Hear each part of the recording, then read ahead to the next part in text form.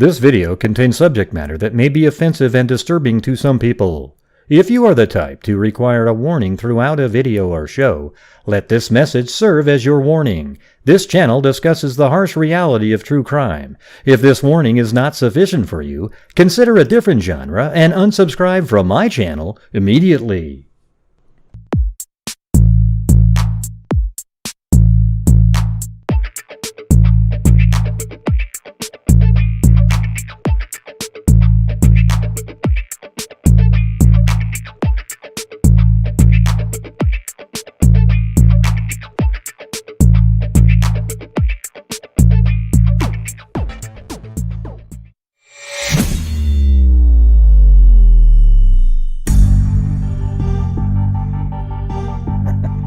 Nope, hey, it's dark blue, everybody. Sorry to disappoint you. I don't have 1,000 light blue shirts. Maybe I should get some now. Maybe I should get some. Thank you for joining, Autumn, but you've always been a freak.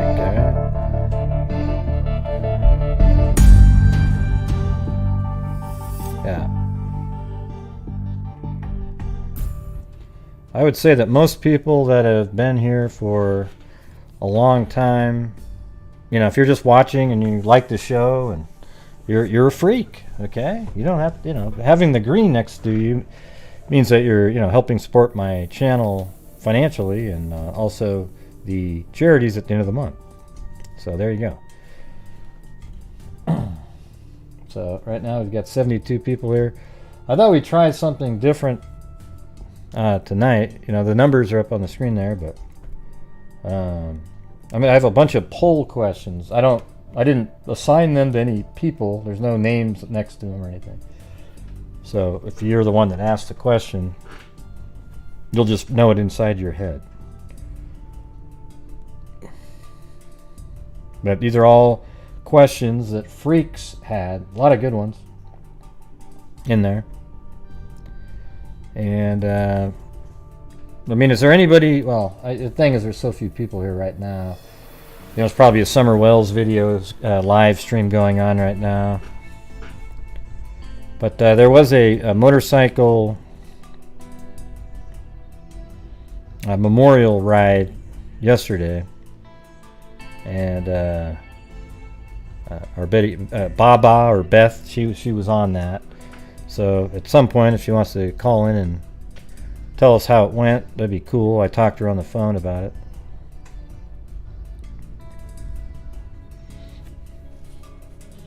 Sounds like it was pretty fun.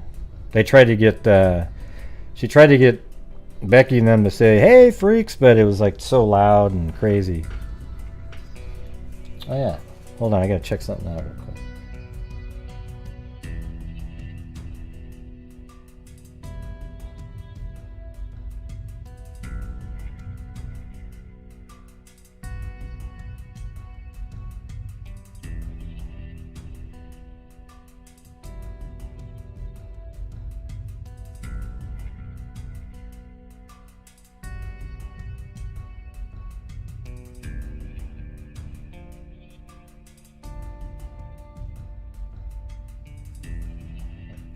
They did do it. Man, how do I do this? How do I forward this?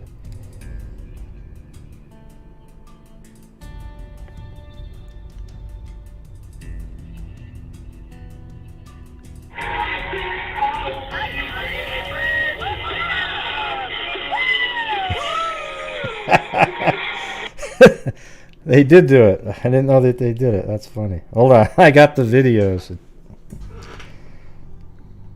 I gotta figure out how to get them off of here, though. Okay. Hold on. Do you guys mind waiting for a minute while I gotta forward these to my email somehow?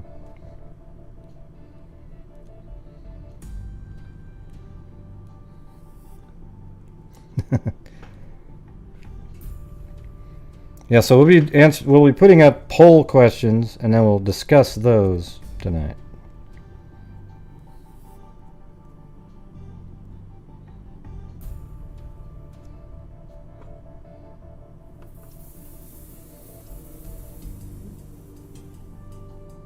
There it is.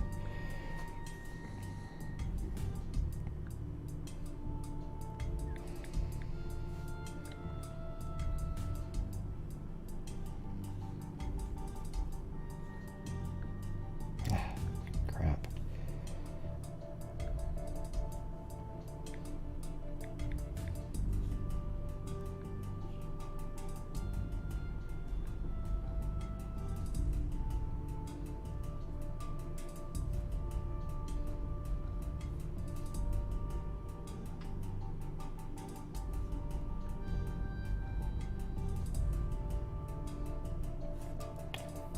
And I'm trying to compose a message. Oh wait, I hit the wrong button. Idiot. Yes, I can be an idiot too. I know.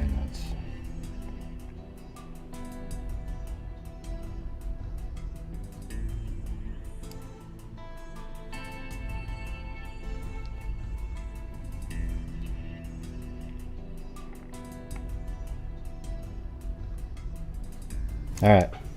So I just sent it to my email. Let's see if it works. I kept sending it, and I was thinking the paperclip was the send button.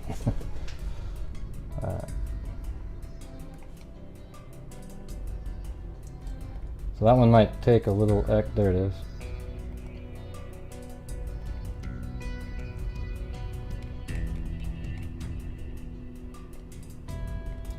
Oh, and by the way, I talked to Tim Miller for a little bit, for about 8 minutes. And then he got a call and he goes, "Oh, I gotta go. I'll call you in a couple hours." But then I texted him and I said that if we could talk tomorrow because I got the show, and he said sure. So hopefully we'll get it all the interview in tomorrow. He started talking about Summer Wells a little bit there, so, and then we got interrupted. So hopefully we'll get him on for tomorrow. Well, you're gonna have to go watch the. It's a members only video, Kit Kat, so you can go watch it. But yeah, you didn't send one in, if that's what you're saying.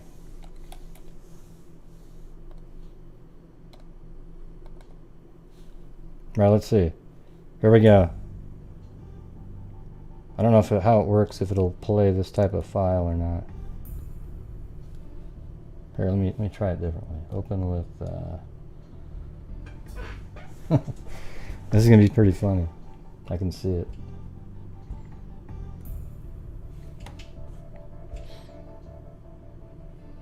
All right. So what I'll do right now, since I'm waiting for this file. I'll put this first one in here. This one is a question. I mean, is there anybody in here that doesn't know the Delphi case? All right, so here is the question for you guys to answer.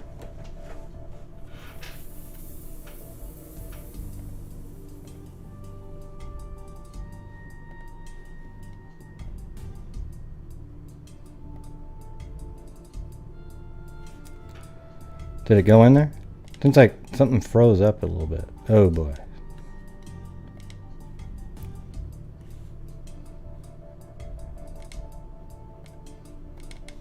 Uh-oh.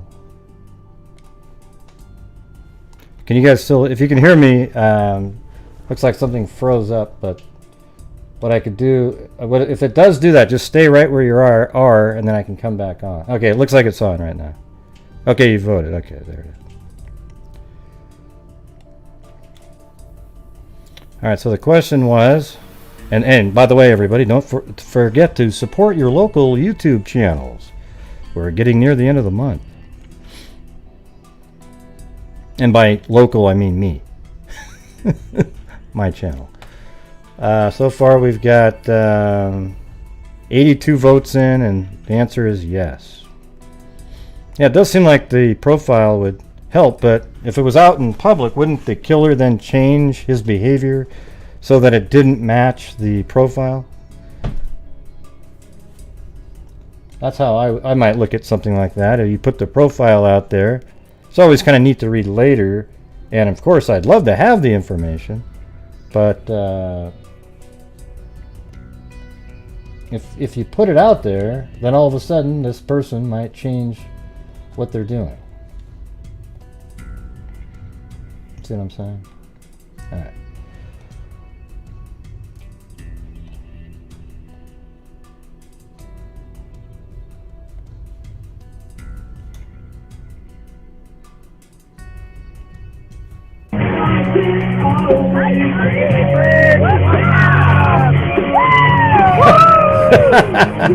Hey, look at that. That's them. They said they did something. Yeah, that's Mike and Beth. They said, or I think it's Beth. I can't tell. Maybe I can't tell by it's so blurry. I can tell that's Mike. But they said, "Hey, freaks!" All right, there's one, and let's see. So there you go. They were talking to all you guys.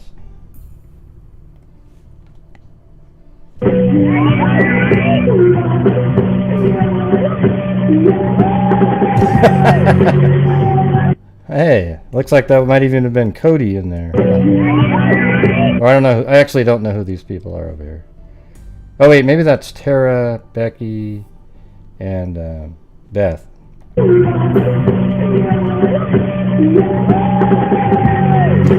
Look at that. It's so blurry, I can't. It's hard to make out. Anyways, there you go. It was pretty noisy. They did their effort. They got it out. Oh, it's Tara and Amanda. I couldn't see.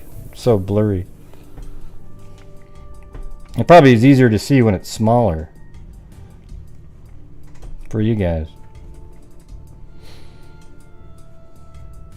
All right, so that was the question, and yes, I think it'd be cool if we had the profile, but at the same time, it might be, you're telling the killer what to do, right?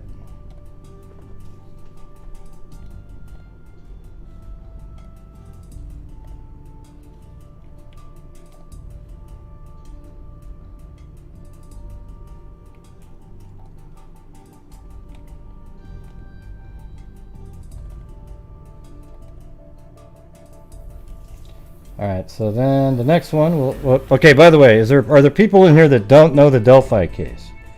Or I could do like a short version.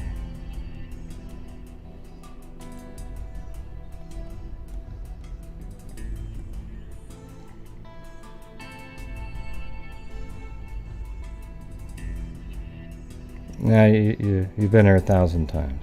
But yeah, I could imagine you weren't paying attention, Jennifer. I could definitely see that. No doubt about that. Let's see, hit that like buttons. Yeah.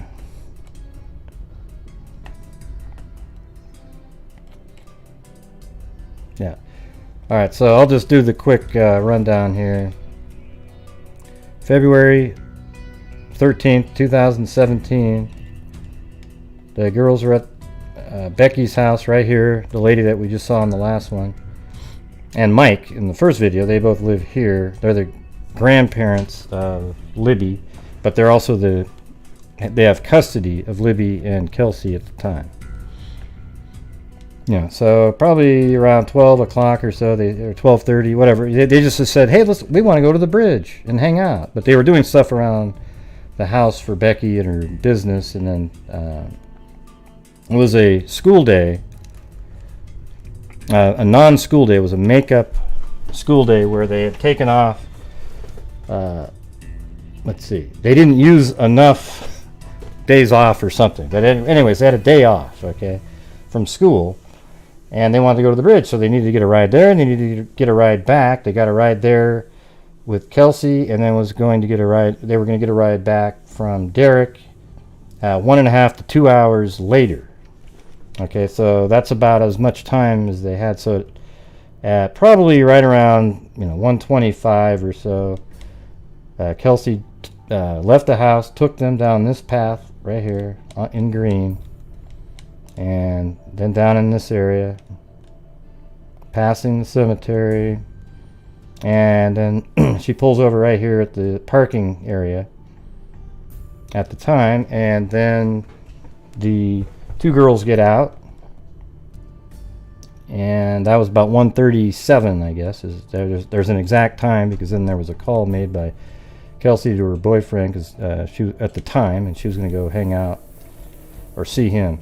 So anyways, they're right there about 1:37, and then some time, there's extra time missing, probably 25 minutes of time from here to here.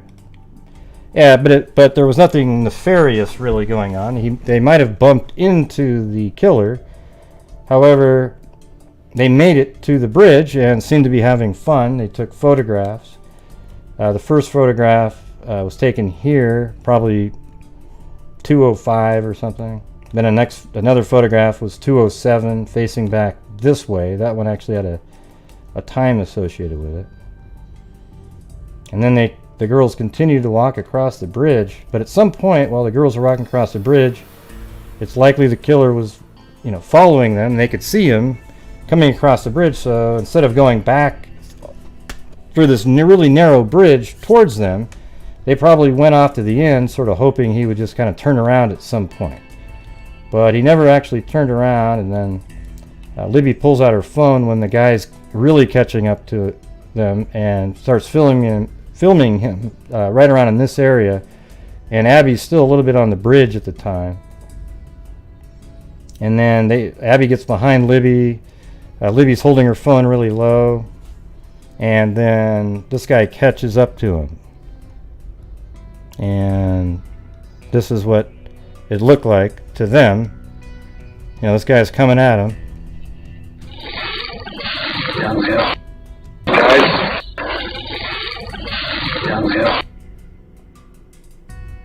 Yeah, so he catches up to him, and right before he gets there, the audio right there isn't synced up or anything. It's just that he says, "Guys, hey guys, down the hill," at some point. Okay, so he probably says, "Hey guys," when he's close enough for anybody to hear, "Hey guys," just as he's getting. I bet you he said that 10 feet away or even closer.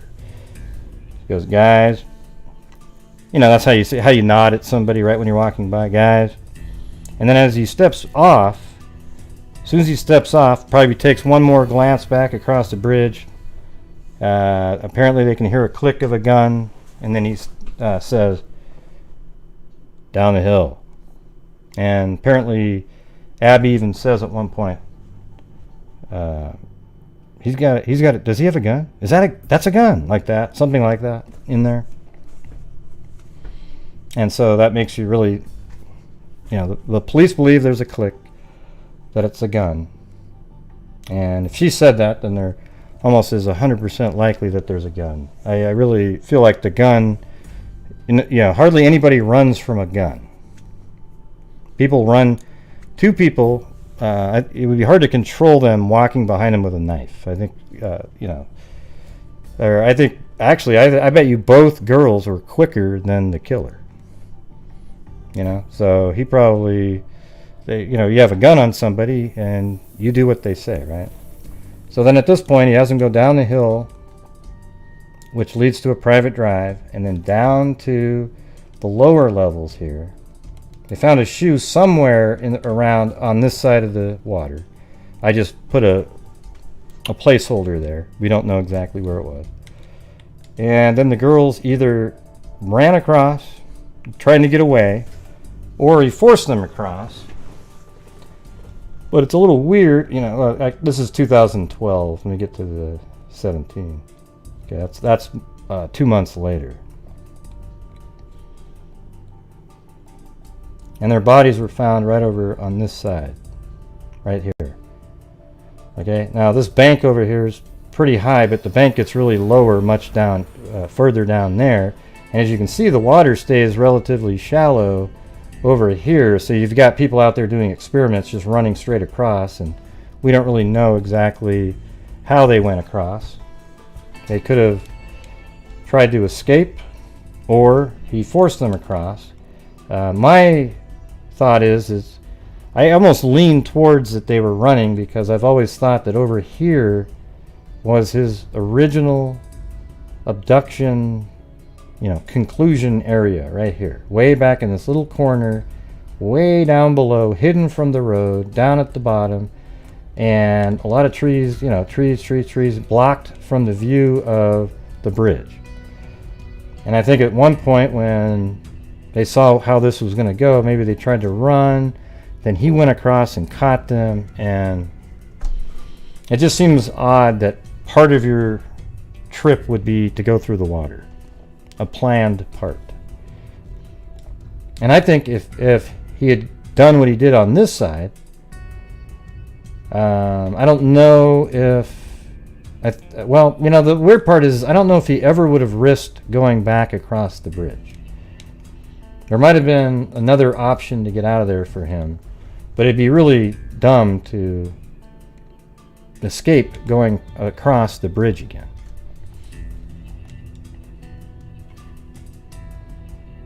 Yeah. Well, right, that's what I said, is why there might be a shoe on this side, because maybe when they tried to run, the shoe fell off on this side. Okay. So that is basically the story. They were found the following day. They were killed here. Then the following day, around noon, they were found right in this location. There were searchers out there all night looking for them. But nobody thought really to look over in this area because they had images of them on this side of the bridge. And why would the girls walk across the creek? So there was a lot of searchers over in this area. There's a really thin little creek right here, a little tiny tributary to Deer Creek. And so they were all over here looking. There was even a drone out there, probably didn't fly much over here either. And they didn't find him. So, for whatever reason, they didn't find him. So wondering why they didn't find him is meaningless at this point. Okay? It just doesn't mean anything. Sometimes things just don't work out exactly how they're planned.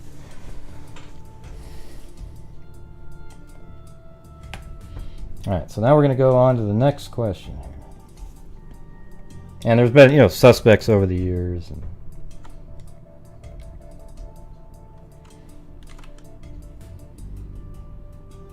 all right, did I end the poll? Let me end the poll here.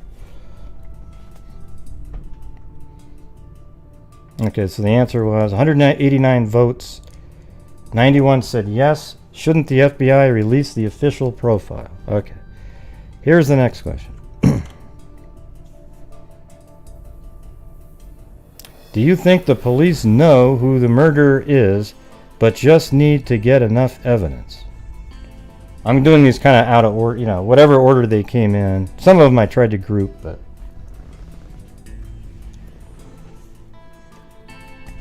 And thank you very much to Leo JP and Angela Vincent, Kathy Friedenmaker.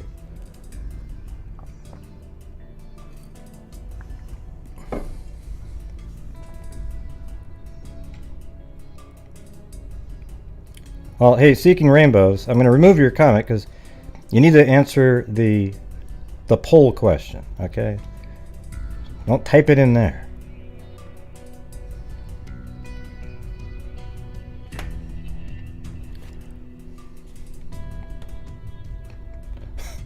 It's just so weird. It's like, come on, you guys.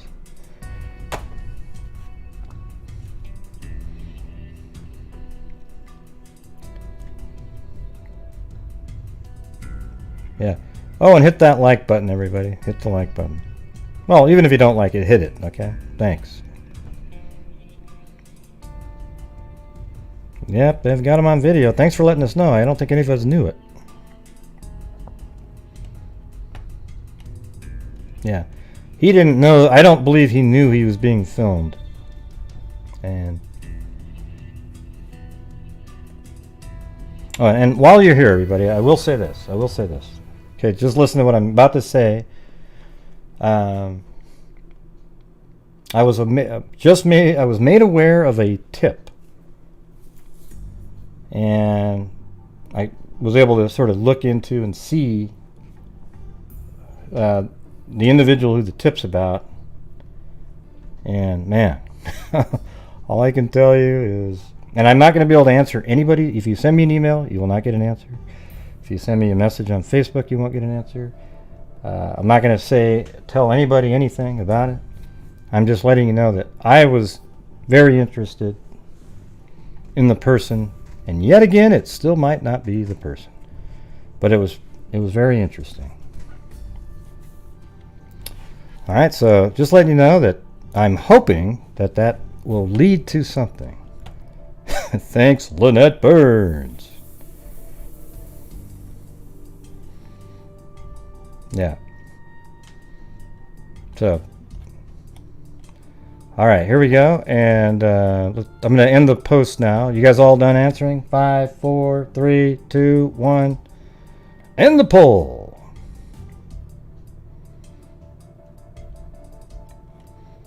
Yeah, I mean, it was unbelievably interesting. Yeah, that's it, Brian. You got it, man. It's Ron Logan. I'm just kidding. Oh, yeah, you watch it. You watch it. All right, right here. See that? Do you think police know the murderer, who he is, but need to get enough evidence? Yeah, I'm like 50-50 on that one. I don't know. Hey, thank you, Allie Cake.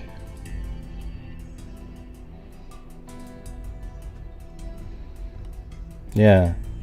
It's hard to know because the 2019 press conference was pretty compelling, you know, especially when we had the guests on, like Sarah. She came on and she really seemed to, that's what she got from that. And she's familiar with how they do things. That they were kind of speaking to a specific person, perhaps. And I guess they're always speaking to a specific person, right? The killer. I mean, so do they know who the killer is? I don't know. No, it sure isn't Joel, but he'll probably call in later, you know what I'm saying? Hey, thanks, Lori Grant. And also, Allie Cake. All right, so look at that. That's what the percentages were. They were 54-45 on, do you think the police know who the murderer is, but just need to get enough evidence? All right, now we're going to move on to the next one.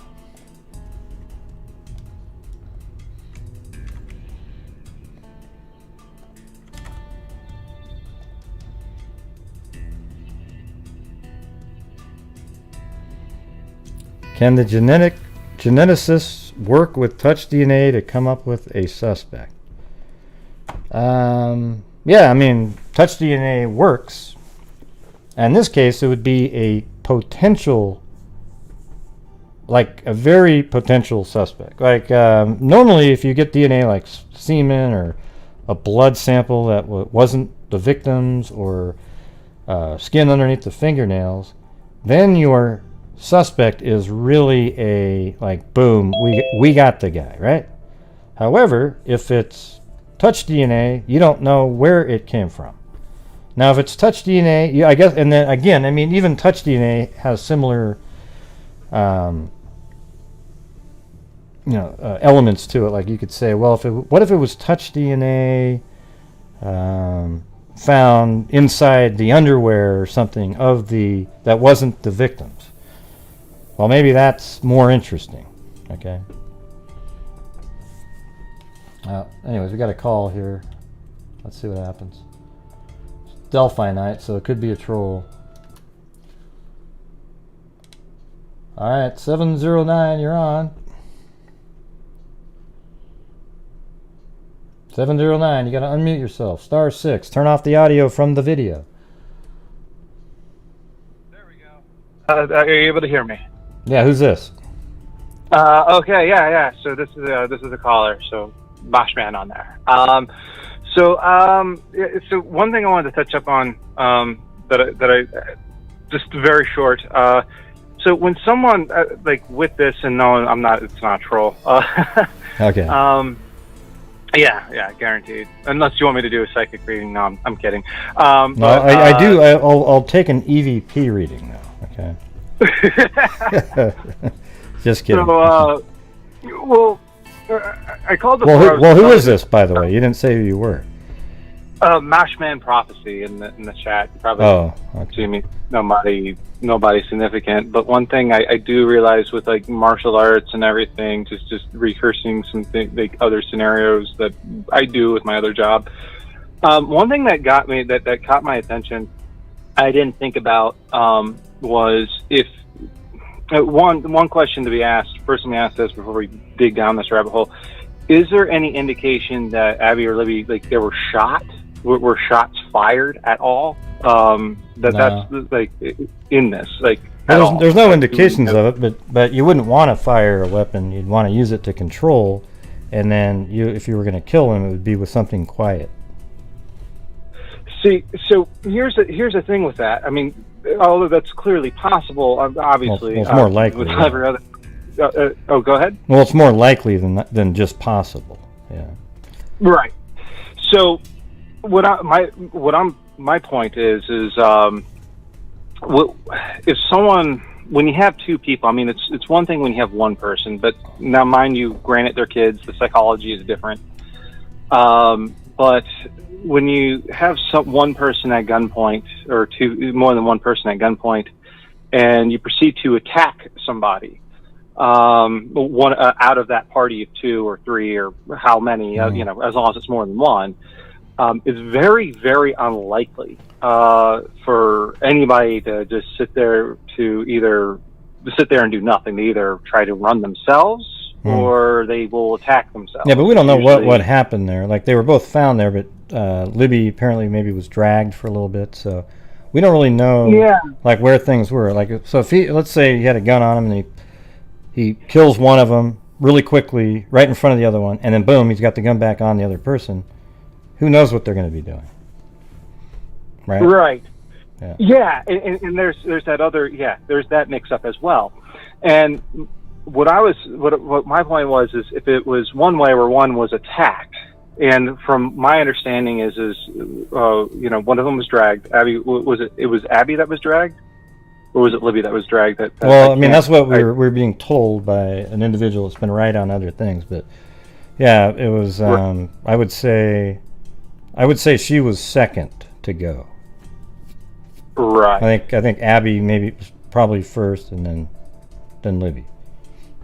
So, and this person was short. They were beneath 6 feet. They're under 6 feet tall. Yeah. So they wouldn't be like. So my point is my next point, not my only point. My next point would be: wouldn't there be injuries on this individual, the suspect? Would they not have sustained injuries from the encounter? And I don't mean just like scratches or bruises. I mean, you can really get messed up pretty, enough to be in the ER. But you see what he's wearing? You see what he's wearing? Like, the thing is, he's wearing a bunch of stuff. So let's say he gets in there and she tried to like do something. He's covered with so much clothing that maybe it just didn't, she didn't get him in the right place. I mean, obviously they haven't found DNA, so I know what you're trying to get at. Like, he shot him from a distance and they didn't have time to do anything, and obviously then they couldn't have attacked and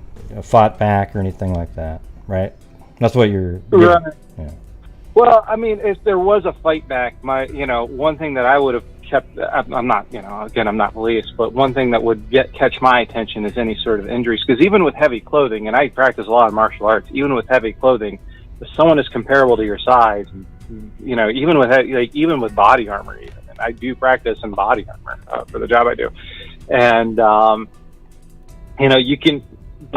you can really still, you can still mess somebody up enough. Even you don't even need to make a bleed or anything. You can destroy ligaments. You can do tendon. Well, I know, but listen, but you're dealing with other trained professionals and things. You're talking about a 13 and a 14-year-old girl. Abby is very little. I mean, so it just you'd have to know some of these techniques you're talking about to do what you're saying. I mean, you could accidentally hurt somebody, but if you knew techniques, you could. But you're talking about two little, 14 and 13 years old girls too. I'm sure they weren't in doing mixed martial arts. I mean, what do you think about that? It's a big difference. Well, I just say that because on the day when we're talking, because on a couple of your on a couple of your podcasts, we talk about what some of the witnesses saw or whatnot, and I don't know. This is just me. I'm a weird guy. I would have. Oh, it's not to make you weird. We all are. We're watching a podcast on a Sunday night, on the East Coast, but yeah. But what would have caught my attention if I were a civilian that day is anyone who would be walking strangely, having difficulty breathing, so that they would look like they would have been hurt is what I would. That's what have caught my attention more than any. Like that would be a stronger recollection to someone like myself. That's really what I would be. That and what that would be a marker, I would say, to the suspect of what I would have seen as a witness of anyone leaving that day, which leads me to believe, from now, mind you, I'm probably wrong for the facts that you've already mentioned. You have to know these techniques, but if he was hurt, he probably would have avoided being seen, like you shown on one of your other podcasts. All you have to do is cut through a little bit of brush. But apparently he was there for a while, because this would have been at, let's just say 2:30. They were across the creek. Ish, and then he's still around for 20 minutes of the time Derrick's there, so that'd been 3:35. So I don't know if he'd be tired anymore. He could have been if he was injured. So now we're down to if he was injured, and I think the odds of him being severely injured are pretty low. I mean, Libby, she was around. I think that what they put on the missing person poster was 200 pounds but small, and I think 14 years old. So I don't know. She wouldn't have known a technique. I'm sure she probably tried fighting at one point, right? But we just don't know. I mean, see, a lot of times it isn't just this equals this. We don't know what happens. Sometimes there's something that might go exactly what you just said. Somebody fights and then there's an injury that happens. But maybe 7 times out of 10 there isn't an injury. It's just, it is what it is. That's all you can say. There's probably no skin underneath the fingernail because he had so much stuff on his head, body, everything like that you couldn't even get to it. But I mean, I see what you're saying. You're thinking that a gun would have been used to take him out because they could have ran, and there was no injuries, and that's, I guess you're just assuming that, I guess, right? Yeah, I mean, like, mind you, when I do martial arts, like, it's, when we're practicing, we're not practicing for like someone else who's like trained like us. We're practicing for like people, like how they would naturally react, like people who are pumped up on drugs, drunk people who are violent, who are in a psychosis or something like that. And it's just, I don't know, it's just people, when they're not involved in martial arts, they kind of get surprised on how easy it is as an officer or security guard, how easy it is for you to get hurt very badly, very quickly. But but in your case, it's always the other way around though. See, like you are the victim, just like an officer coming up to a guy on meth. He's kind of like the victim here. So you got to do it the other way around, where this is the predator. It'd be like if you were an offender and you went up and confronted 2 little 13 and 14-year-olds. That's what it would be more like. Do you think that they could hurt you? One of them, no. 2 of them. But one of them's really little, though. I would say absolutely yes, but to the degree that I was suggesting earlier, I don't know. I probably not. But I think they would, like, something would have been done. Something, I don't know, just something to keep an eye out for. Like if it was one person, absolutely. Like, so, just there is such a thing as overpowering someone. They're bigger than them. They're younger than you. You can take them down, take them out without any personal injuries to yourself. But when you have, one or more mobile person, is my point. I don't know. Like, but do you think that they're? I get what you're saying. I just think you're sort of like oversimplifying it a little bit. I mean, you've got like these two girls. Maybe one of them was really scared and timid and like curled up, so effectively it is one person, right?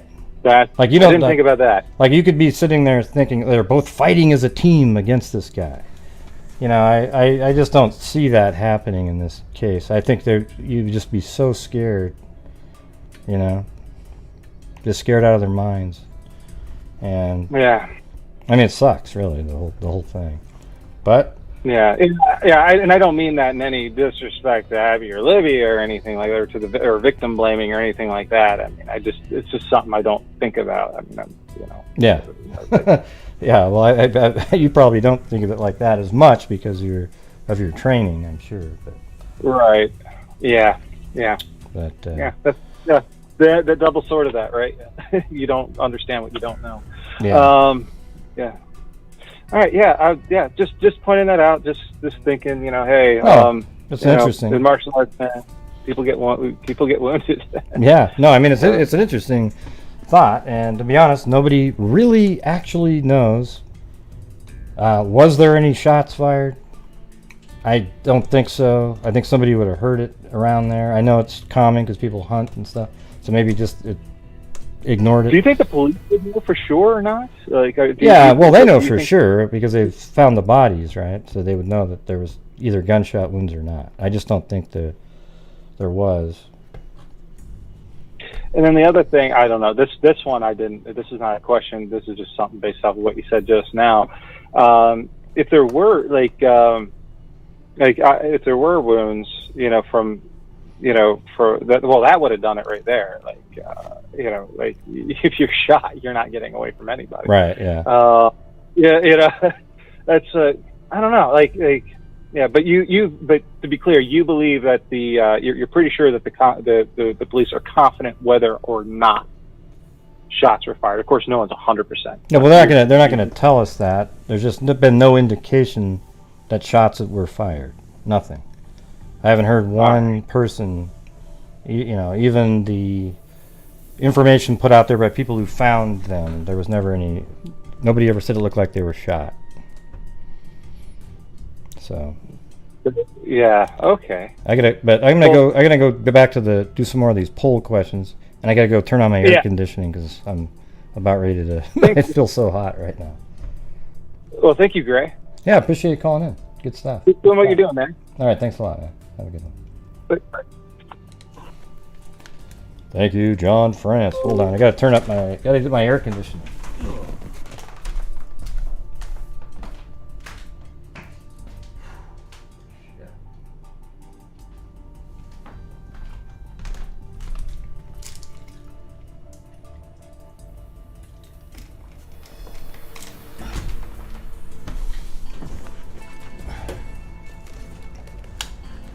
Wow, that was like, my house was 79 degrees. I don't do that. It has to be like 72.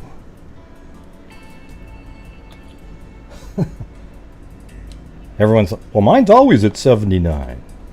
Well, you must be a lizard.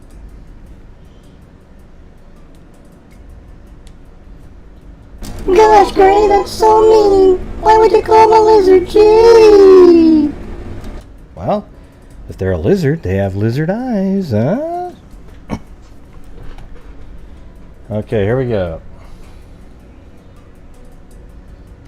Next question. I kind of like this way to do it. And if you send in a super chat question, your poll question will be boosted. Hey, that's what super chats are for, right? Here we go. Was the killer still with the girls at 311 when Mike made his first phone call? You know, that was sort of an interesting thought. And maybe they found the phone was still working. Or something. And then, since nobody answered it, they figured that maybe that's part of their timeline. I don't know. I don't think so. I think he might have still been around that area, though. He was there for 20 minutes. What do you mean? Why do you have question marks next to Derrick? People always give away that they don't really watch the case.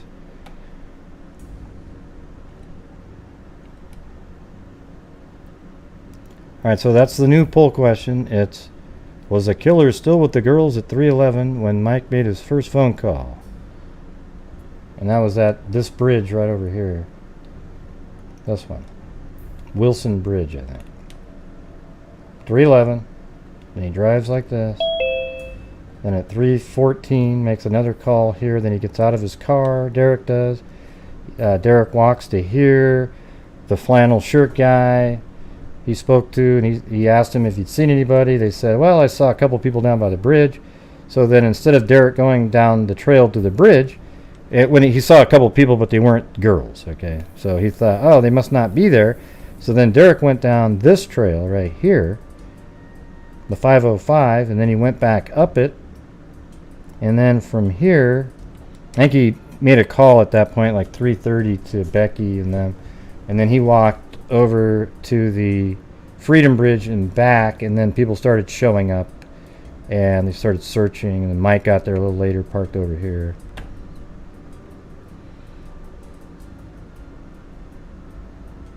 Who said Mike? I don't know what you're talking about. It's Derrick.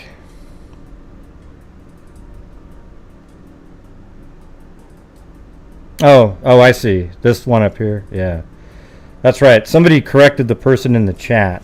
It's Derrick, though. I see what you're saying. Yeah, it's supposed to be Derrick in here. Whoever wrote the question. That's right. We corrected her, but then I forgot to change the correction. So it was a killer with the girls at 311 when Derrick made his first phone call. All right. I get what you're saying now. So whoever wrote the question got it wrong, but we corrected the person in the chat at the time. That's okay. Chasing truth. All right. So we've got the. Well, you don't have to say what I meant. It's whoever wrote this question. I didn't write this. Yeah. So Derrick is the one. That's why when I was just telling the story, I was at Derrick in the story. So whoever said it, who was the one that said that up above? I thought you were talking to. So you do pay attention. Awesome. All right. Hey, there was a caller. They just hung up, but that's all right. All right. I'm just copying and pasting the questions that people ask. I should have fixed that one, though. Sorry about that. Okay, now that's going to be the next question. Oh, wait, I got to end this poll. So what do we got? Let me, you know what? Screw that. Let me get rid of that poll. Is that a... I guess you can't really get rid of it. Anyways, that's supposed to be Derrick right there.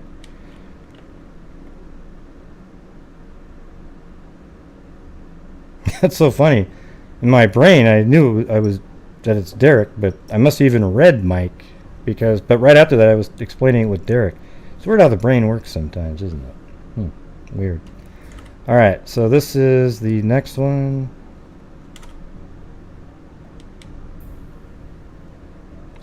Right here. Did he enter from the south side of the bridge? So what they're saying is, was the killer already on this side, and then he passes Abby and Libby and says, hey guys, and then walks way down past them and then turns around and comes back.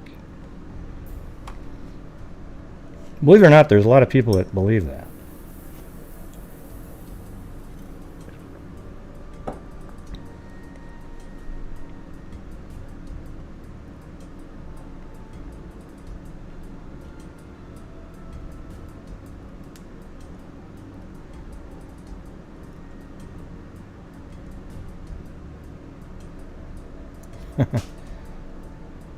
Thank you, Quietly Frozen. Yep, there goes Cindy again. Always does the same thing every show. Every show.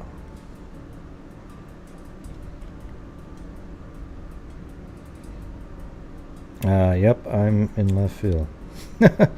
Oh, I don't know if you were the one that asked it or not. I don't remember. All right, so just quickly answer that question, everybody. We're going to get through these. And if you want, whoever that was that called, call back in. I was just trying to figure out that last part.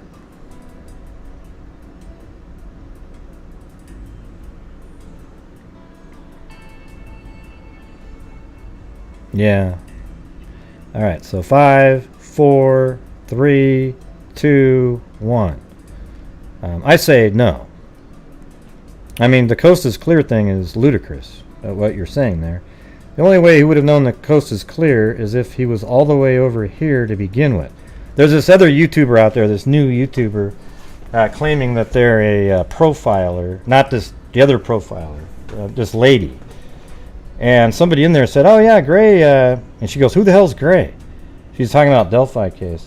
Not that I care that she doesn't know who I am, but instead of actually figuring out who I was, she trashed me into oblivion, saying, "Oh, he's probably a YouTuber that does sensationalism and goes over it and over and over, and then, he's doing this," and it just went on and on and on. You guys wouldn't believe it if you saw it. You wouldn't believe it. She's an absolute embarrassment. Okay, so, I mean, I had said nothing to her, and then she, it was really weird, everybody. I don't know, you wouldn't believe it. I'll post the link in the community section with the time frame on it. And you will just be like, "Are you kidding me? Who the hell is this person?" Wow, she's an idiot. She's an absolute idiot. Oh wait, I'm a profiler, but yeah, here's what I'm gonna do. I'm going to pretend I know everything about a person without watching 1 second or no. Oh, guess what? Too, everybody. One of the images that I made with the killer on an overlay, she had it in her background the entire time. Wow, what a. Yikes. Well, I won't mention who it is on the air because I don't want her to get one extra. But man, you guys will just won't believe it. You won't believe it. It's just, how does anybody like that have any credibility at all? Yeah, she didn't even know who I was, and then went bashing. Yeah. All right. So what did that come up with here? All right, it was 64 yes. No, that was the other one. Hold on. 66 no on did he enter from the south side of the bridge. I'm kind of shocked that there's that many people that think that it's well, that's about what odds. I would actually make the odds like 90-10. But if you're on this side, this is where all the traffic comes in, right? Everything comes in right here. So if you're right here, you're completely aware of everybody who's went to the bridge and everybody who's come back from the bridge. You're aware of everything. And you just have to monitor it and just pay attention. And then when the girls walked by, he knew that there was nobody. He knew that it was at that park, at that moment, he was probably right around in this area here. He could see all the traffic coming over here and everything. He knew that it was just him and the two girls in this entire area. So he followed them, and he kept following from distance. At any time he would have looked back and saw somebody, he would have called it off. So why in the hell would he be on this side and need to walk the 60 feet past to look? I mean, it's so stupid. You can see just as far from here as here. It doesn't make any sense, that part of it. That he would have walked way past them, then turned around. And would he just sat there all day hoping that somebody would cross the bridge? No, I think he followed his victims from here and went wherever the hell they were going to go. If they had gone down 505, he might have killed them down here. If they went this way and across the bridge, he would have killed them over here. 505, if that's what would have happened, he would have walked back up here, down the trail, and escaped however he got the hell out of there. Alright, so that's my description of that. Alright, 304. Gotta unmute. Hello? Hey, who's this? Oh, Cairo. Oh, shit.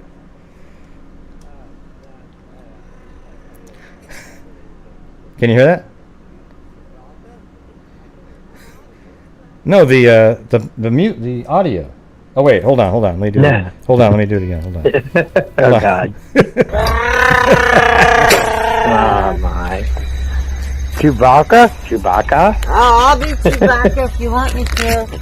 You know what? That was very fortunate of me that I had the when I asked you if you couldn't hear it, and you said no. Then I realized I had that button pushed in, and you would have talked for 20 minutes again. Mm. You know that you know that button. You would have just kept talking. Oh, that would have been great. Yeah. So now everybody can hear you now. Oh, everybody can hear me now? Great. Yeah. I don't want everybody to hear me. Put me back on mute. I'm just joking. No, I had a thought, and I wanted to ask you a question, and I wanted to mention something. All Delphi adjacent. One, how bad do you think it's going to be when they do catch this scumbag, and, like, it's him, the police know it's him, it's obvious that it's him? How bad do you think it's going to be with people, like, fighting, saying, it's not him, it's the guy I say it is? Like, yeah. I mean, people are still fighting about JFK's assassination. Everybody knows that Jack Ruby actually was the one that killed Kennedy and Lee Harvey Oswald. Like, that's obvious, but people still think that Oswald was in the book depository. Oh, yeah. Nonsense. That's right. Yeah. I thought it was, and then they had to kill Ruby to keep him silent on what he knew. I actually think I think that's true. Actually, that part. Yeah, to be honest with you, I mean, like, come on, what are the odds that he died? Like, that was just ridiculous. Hey, I just gotta figure out where they buy these magic bullets. Yeah, I need to figure out where I can get some of these magic bullets. No, they rolled out on the stretcher. Remember, perfectly pristine, not one dent in them. Good stuff. Wait till you get to the chapter of that book where he starts talking about the JFK assassination. It does that? It's in there? Crazy. Oh, okay. Huh. Gotta get but anyway, what was I gonna... Hang on, what was it? What was the other thing? Oh yeah, I got here kind of late, and you had just briefly brought up the tip that you heard, and I know you're not going to really reveal anything about the tip. I understand that, but how hopeful does this tip that you heard? How hopeful are you? Like, does it seem like it's? It was weird. I mean, just looking at all the elements of it, I was just kind of. Dude. Mind-boggling. Oh, I hope it's him. Yeah, it was weird. The only thing that I would say was a little. Well, I can't even. Well, just like if you were going to say like, it's something really minor. Well, I'm not even going to say that. Forget it. Yeah, I can't. But anyway, I hope it's him. Yeah. Yeah. It'll be great. And if it's not, I'll be like, wow, what a weird coincidence. Really, like, it's that much of a thing where you'd kind of be a little surprised if it wasn't? Yeah, a little bit. Yeah, it's weird. Damn. I gotta be honest. Everybody in the chat is like pissed right now. They want to know. I never really felt like that before, but I was just like, yeah. But if you even give the tiniest hint, the Delphi vortex on YouTube will explode. Vortex away, everybody! Vortex away. I've never heard this person mentioned. Okay, and any of the okay, just like we always thought, right? So there you go. Dude, I mean, I trust your judgment. I hope it is. Like, I hope they actually like have a good tip and they're gonna get this guy. Yeah. But the last thing, I hope so too. I can't guarantee. Go ahead. Anything. I'm sorry. I can't really guarantee anything. I can't even say, wow, I'm so confident. It's just very interesting. That's all I can say. Yeah. Well, if it's something that jogs your interest to the extent where you'd even like think about it like that, it's obviously there's substance to it. Well, if it turns out not to be the person, I might even do a show on it to show you why. I mean, like, Yeah, that'd be awesome too. Yeah, well, hopefully it is the guy, and hopefully they get him. Yeah, I might not be able to use names, maybe, but something. Yeah. Well, The last thing I wanted to call in about was, so I'm not going to mention this podcast by name, but there's a podcast that has had some kind of shitty reporting in the Delphi case.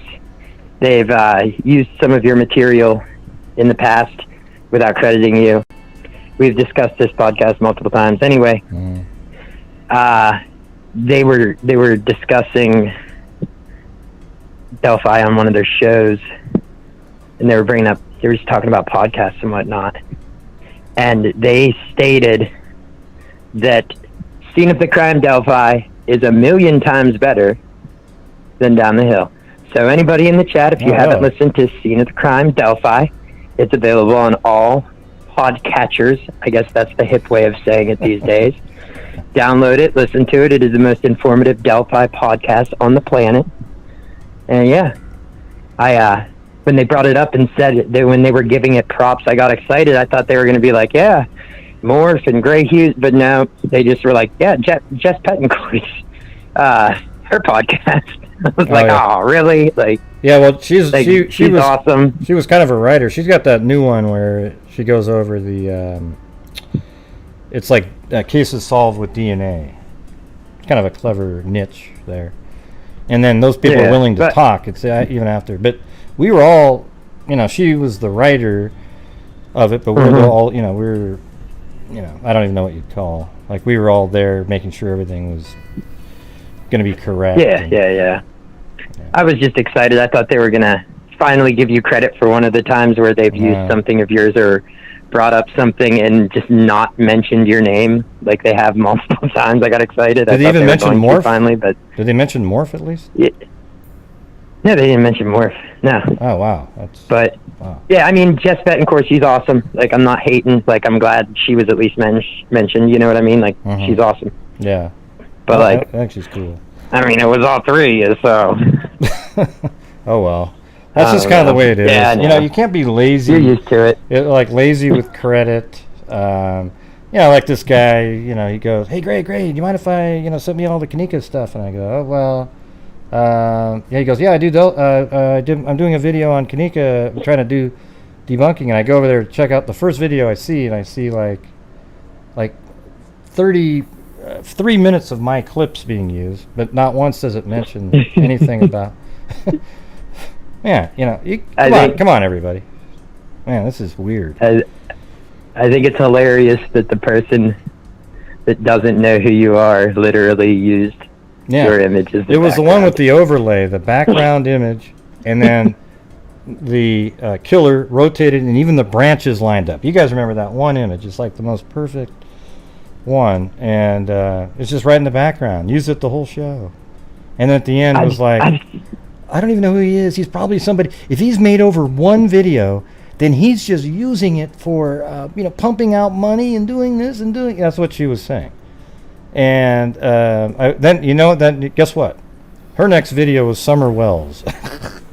I'm like, listen. Of course it was. So all you're covering are the big cases, okay, clown? So that's all you care about is big views. I cover this on Sundays. And then I cover all kinds of other cases every single day of the week. And, Summer Wells is a bigger case right now. And there's days where I don't cover it. Some days I do if there's something interesting and new. But there you go. That's really frustrating, people, I'm pretty into true crime. I listen to a lot of podcasts. I think I'm kind of knowledgeable on the true crime spectrum, but your show is literally the only show where 9 times out of 10 I'm like, never heard of this case. It's always just like some crazy case that no one's ever heard of. I love it. That's awesome. But they're interesting too, right? A lot of those. Yeah, absolutely. But all right, I heard a ding. I just wanted to, I don't know, come derail the show for a moment. So let me help you out. Let's see. I'll make one sound like it.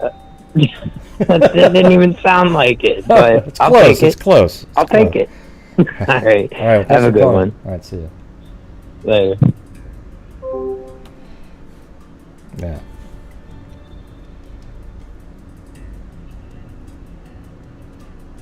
Huh? He's not a troll at all. Bean Sprout. Not sure what the hell you're talking about. Oh, look at that. I was sent on vacation. Yes, everybody. Woo! And maybe we'll even have another poll question during the vacation time. Da, da, da, da, da, da, da. I have to go get my hat? Oh my god. Jeez. Oh. Oh shit. I actually don't have the hat in the house. It's in the car, sorry. I was going to use it to golf with and forgot it. Oh well. Next time.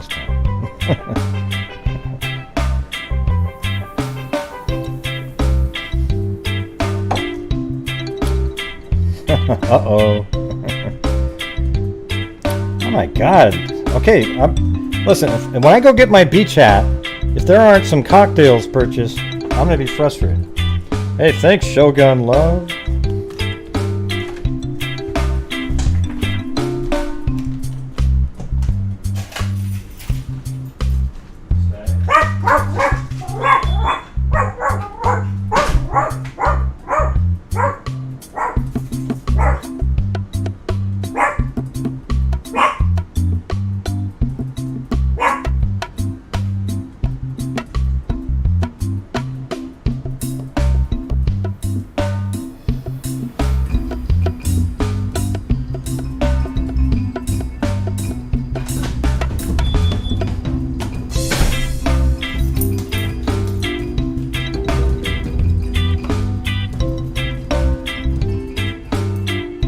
Of coffee to perk you up.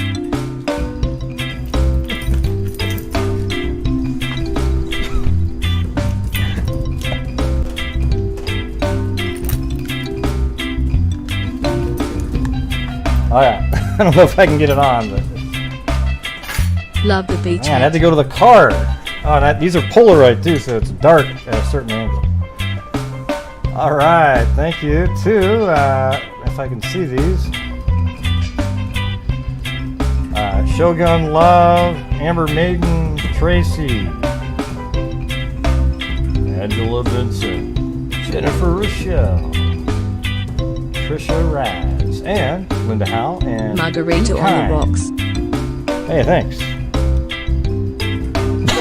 I feel like Stevie Wonder with these ones on. I'm gonna have to take those off.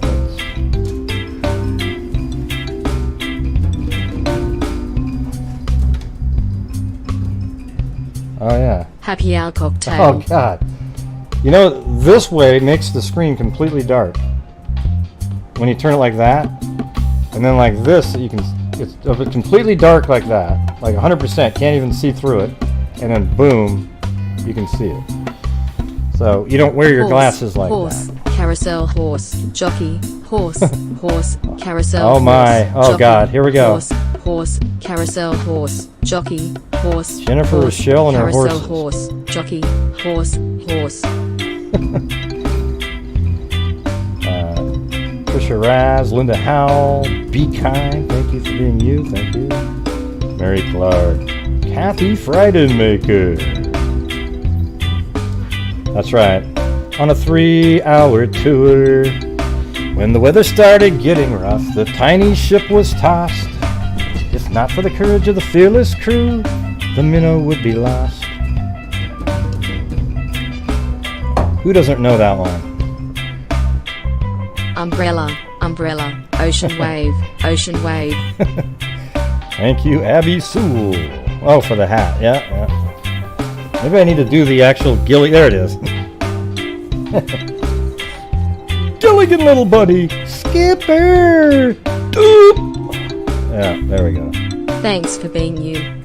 Thank you, Quietly Frozen. Tawny Lee. Skipper! Gilligan, little buddy! Doop! Remember that? The skipper would always make that sound whenever the skipper would when Gilligan would hit him in the gut or something. Yeah, me too, Lourdes. If the person ever gets cleared or I hear he's cleared, I'll tell you the story. Really weird. Chewbacca? Oh, I'll be Chewbacca if you want me to. Thank you. For the hat. Thank you, Lord Elsa.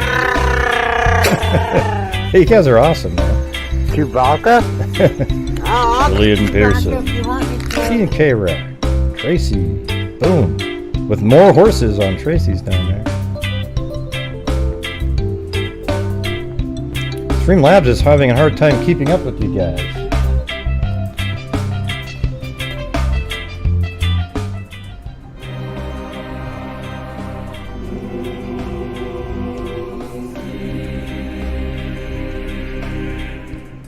Hoping the tip is known soon. Yeah, no, it's pretty crazy.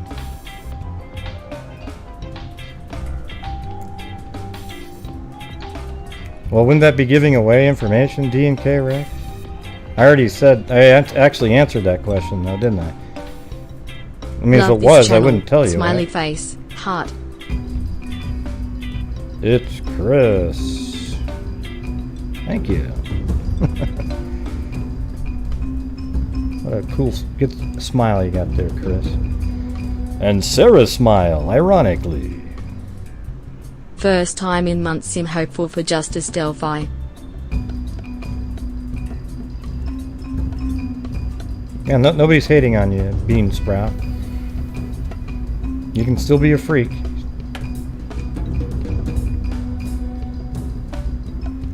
Sarah's smile. A horse is a horse. Of course it's a horse. Of course, of Oh, course. that's funny. It worked. A horse is a horse, of course. It's a horse, of course, of course. From Mr. Ed, right? That worked out pretty good there, Tracy.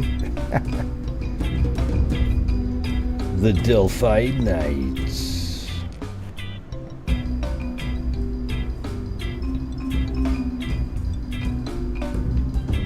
Are you okay, Bean Sprout?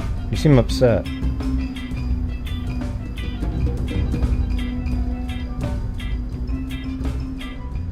Yeah, don't have time for the bean sprouts. Okay.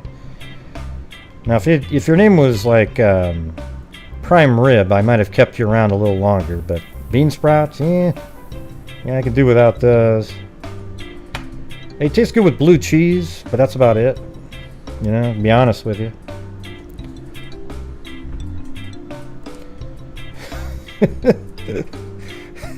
What in the hell was that, man? That was. Yeah, it is, isn't it? Hey, kid. Listen, when you're eating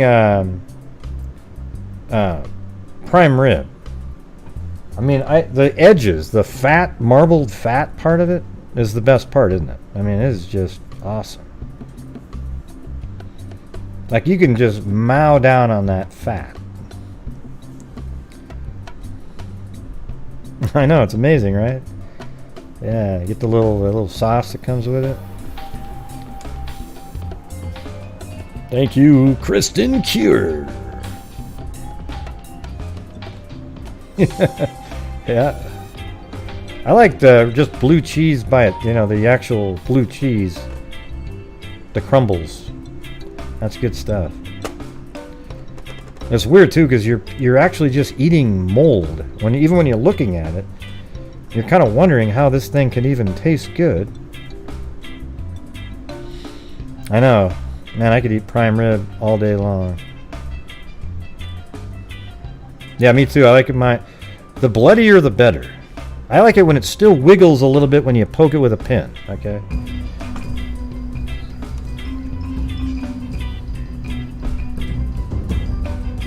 Yeah, now you got that and the microwave flies. Woohoo! Oh, hey, thanks, Logical Contradiction. Heart. Oh yeah, bloody steak. I do like some of the sauces that come with it. You know, like the... what is the sauce that comes with prime rib? It's like has horseradish in it. I forgot the name of it.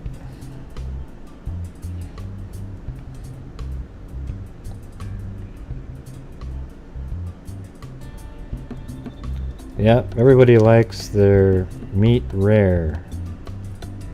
Right? How about you, D and K Rec? Don't come back with you're a vegetarian.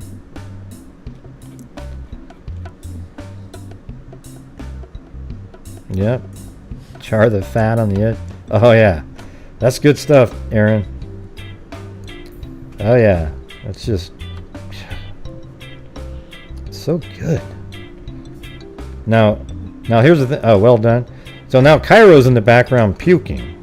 Okay, because he hates meat. So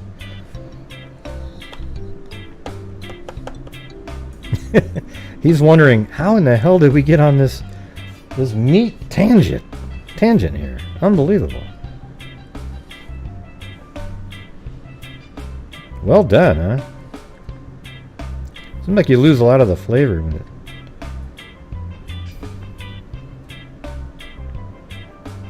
Does it sound like this, John? Really? How come? Man, I couldn't imagine when they turn gray, you know, when you cook it too much, they get really tough, you know.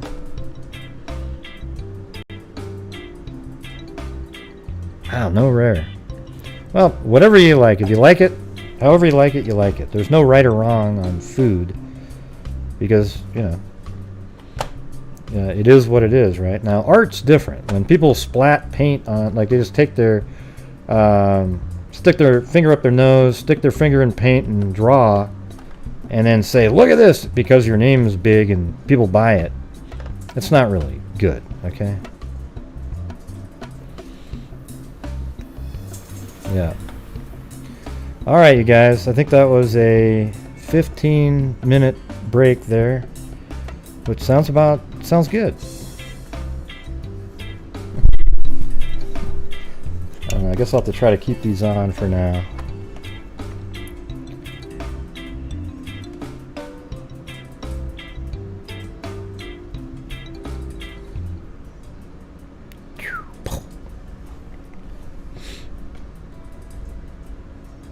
Easily worth 1.5 million. What is? All right, you guys, we're going to move on now to the next question on the list. I don't think he came from the south side, but I can't say it's not possible. The southeast side.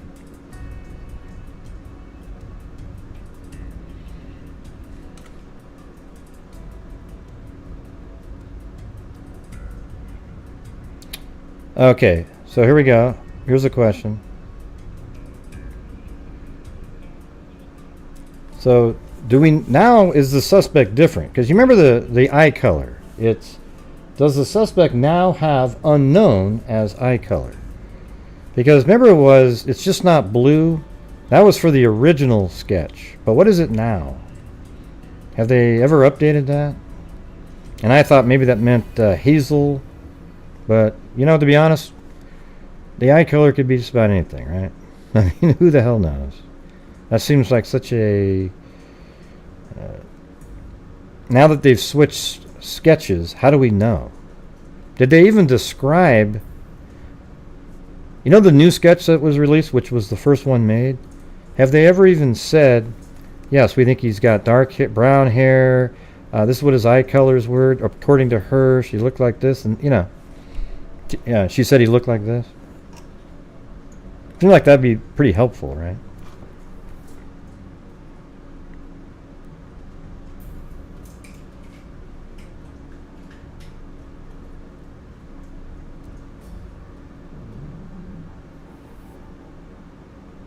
No what? Just answer the question up above.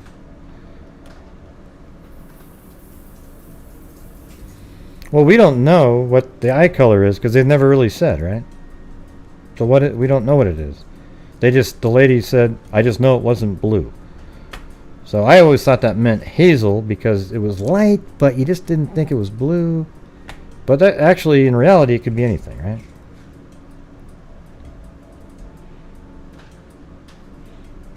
Hey, I'm still wearing my vacation hat. All right, hold on. I gotta go back.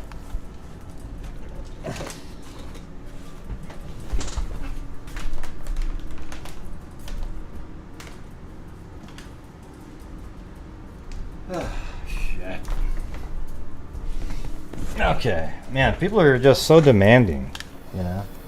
Like you're doing a show and then you have to do it. Hey, look at that! That Rittenhouse unit had the same vacation hat that I had on. Yeah, we already know Rittenhouse unit. I've said that 1,000 times on the show. Let's see. Yeah, I don't think it was overlooked though. I think, but they always knew that that was the first sketch, and the reason I know that is because I was told about the other sketch existing in 2018. Okay, so they obviously knew about it back then, so it wasn't really overlooked by anybody. They just put it back into play since they were getting no hits off of the first one that they released. Oh god. You know what I hate was when people like Rittenhouse Unit show up, they make one little comment, then you got like people like Mary Presley who go, hey, what else have you heard? Hey. Okay, just not interested. Alright, so here we go. We've got, what was the answer to this one?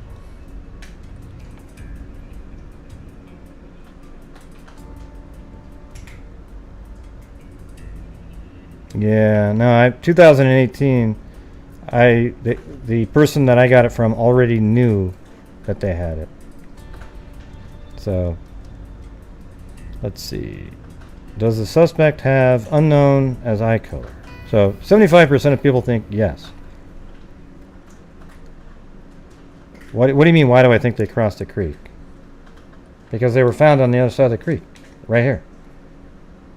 There isn't any chance in hell that he had them walk all the way back across the creek and then all the way back around like this to the crime scene when down the hill is right at the end of the bridge. They go down the hill. There's a shallow portion of the creek right there, and their bodies were found right over here. Yeah, you've typed that in many times, Jennifer. Come on. They ran. Hey everybody, just want to let you know, Jennifer Rochelle believes that Abby and Libby ran across the creek to get away from the killer. Definitely a possibility, that's for sure. And that'll now be known. I think that's a decent possibility, a good possibility. It actually fits with my original theory.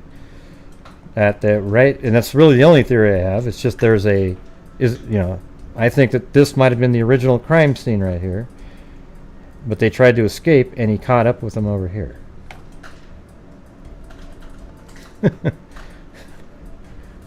Oh boy, look at all the running.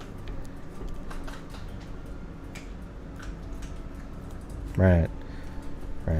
Okay, anyways, let's move on to the next question.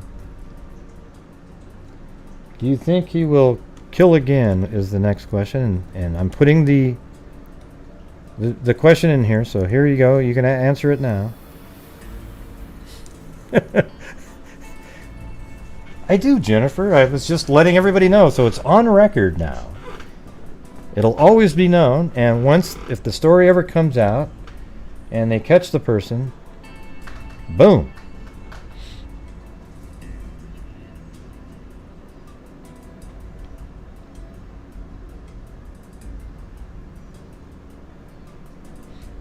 Well, I think he was thinking that it bothered me, Heather, not you. I don't think he mentioned your name in a conversation. Ray, what do you know about the Bicycle Road house warrant? I don't know anything about the warrant. I just know that they searched there really quickly. I don't know anything about it.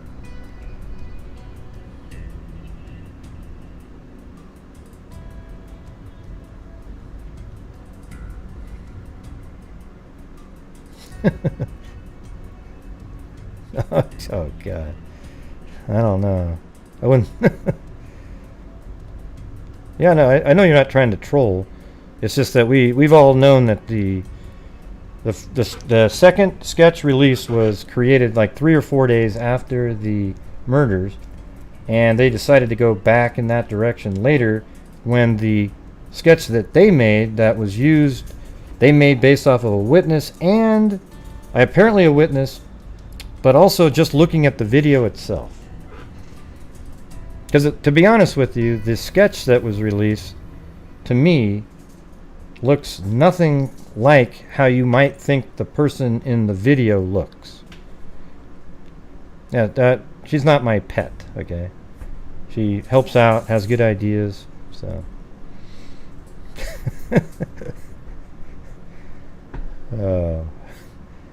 Teacher's pet.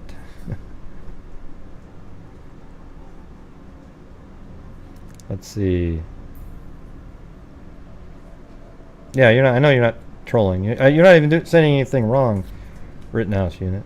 But what happens is when you come in and you make it sound like you have all this inside information, and then all of a sudden these people are going to go, well, what else do you know? Hey, hey, hey. And then it sort of sidetracks from the polls that we're trying to take.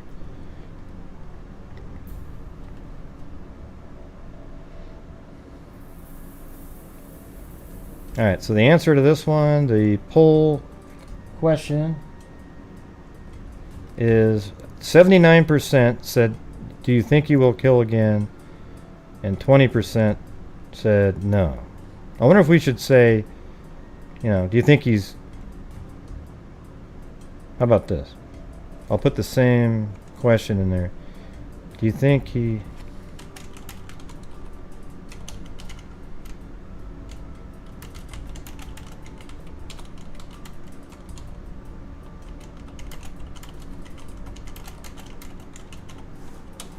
Okay. There's the next question. It's similar to that one.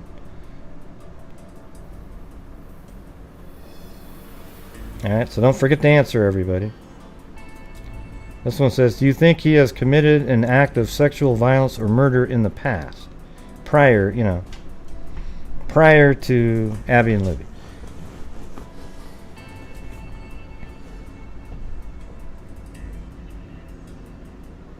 And for those of you who say no, that means you think it was his first foray into it.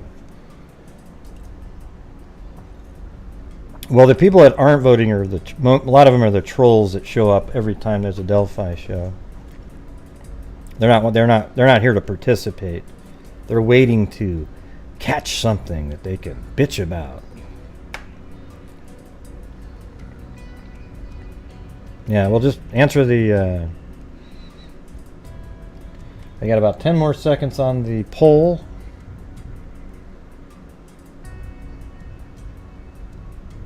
Ten, 9, 8, 7, 6, 5, 4, 3, 2, 1. Yeah. Well, it doesn't sound accurate, Rittenhouse unit. So, because I heard about it in 2018, the very same sketch. All right, so 137 votes in that little time, and yes. Now there's 10% who say no, so they must think this was his first attempt into it. Yeah, you could be right. It just doesn't make sense with the 2018, unless they found the error in 2018 and then waited for a while. Right? They might have waited for, until that press conference to finally decide, okay, let's go with this.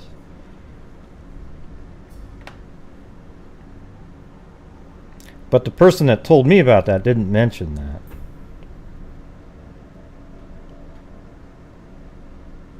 Who? Who are you talking about? Alright. Okay, now we're moving on to the next question.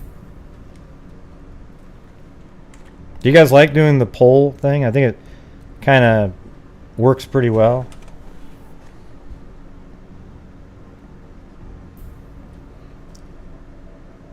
So this is the question that we all know the answer that Jennifer is going to have, okay? If she could hit yes 14 times in a row, she'd do it, okay? All right.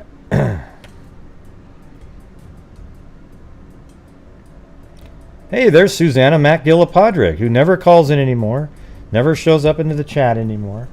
What's going on, Susanna? You just lurking during the Delphi shows?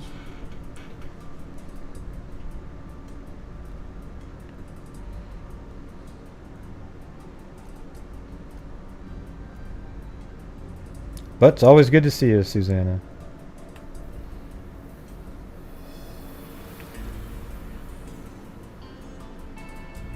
Yeah.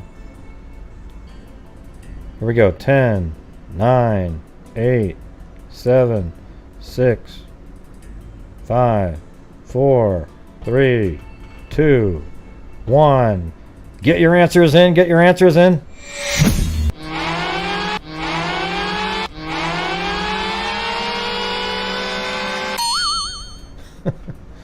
All right, that's it.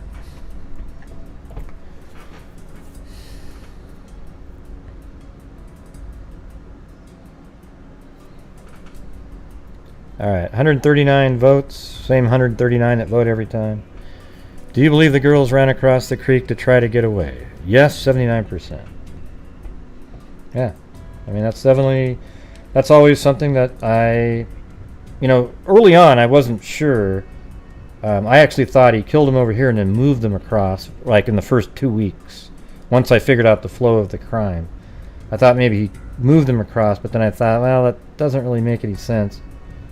And then I thought, well, what if he meant to kill him here and then they ran across, and then he could have just forced them across with a gun? I think it sort of seems more likely almost that they ran from him and he caught up with them. But it's not like it's huge. It's probably about like what you got up there. Maybe 70-30. I don't know. Multiple people asked that question. I don't know. Hello, all dear freak friends. Well, it's good to see you, Susanna. Get that laptop fixed, all right?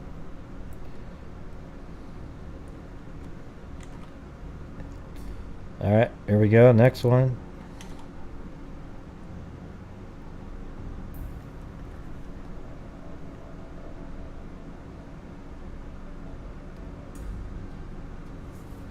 Well, no, he wouldn't have to push. He would just have a gun on him, and they'd walk in front of him, right?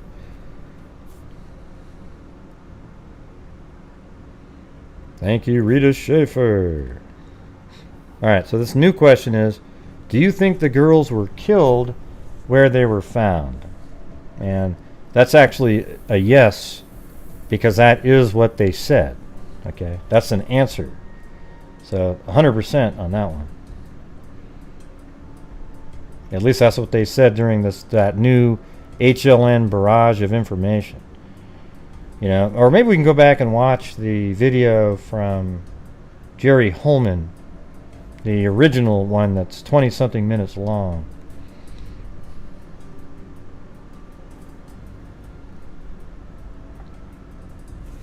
Yeah, maybe let me go see if I can find that one.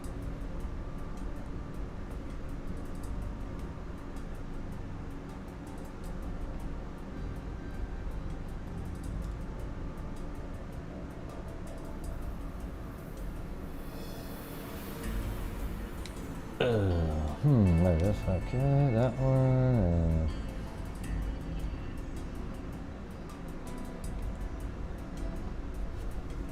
It's sort of a lost interview that nobody has. Yeah, it's right here. So tell me, obviously you guys, you see this, what posted. Do you guys want to listen to this, or?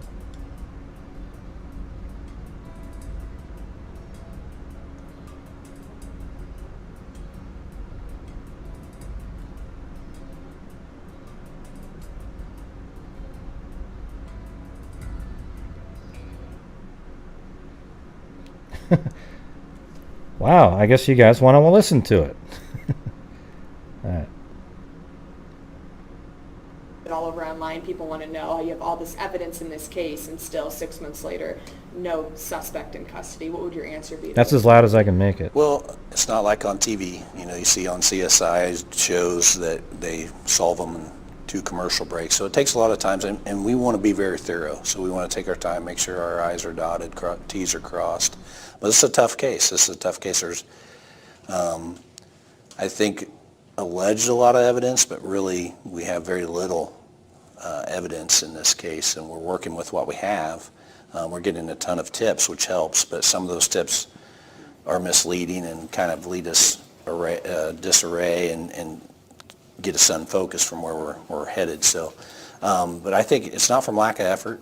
We continue to use all the detectives from state, federal, and local agencies, and we use all the resources that are available, and we're going to continue to do that. We're not going to leave.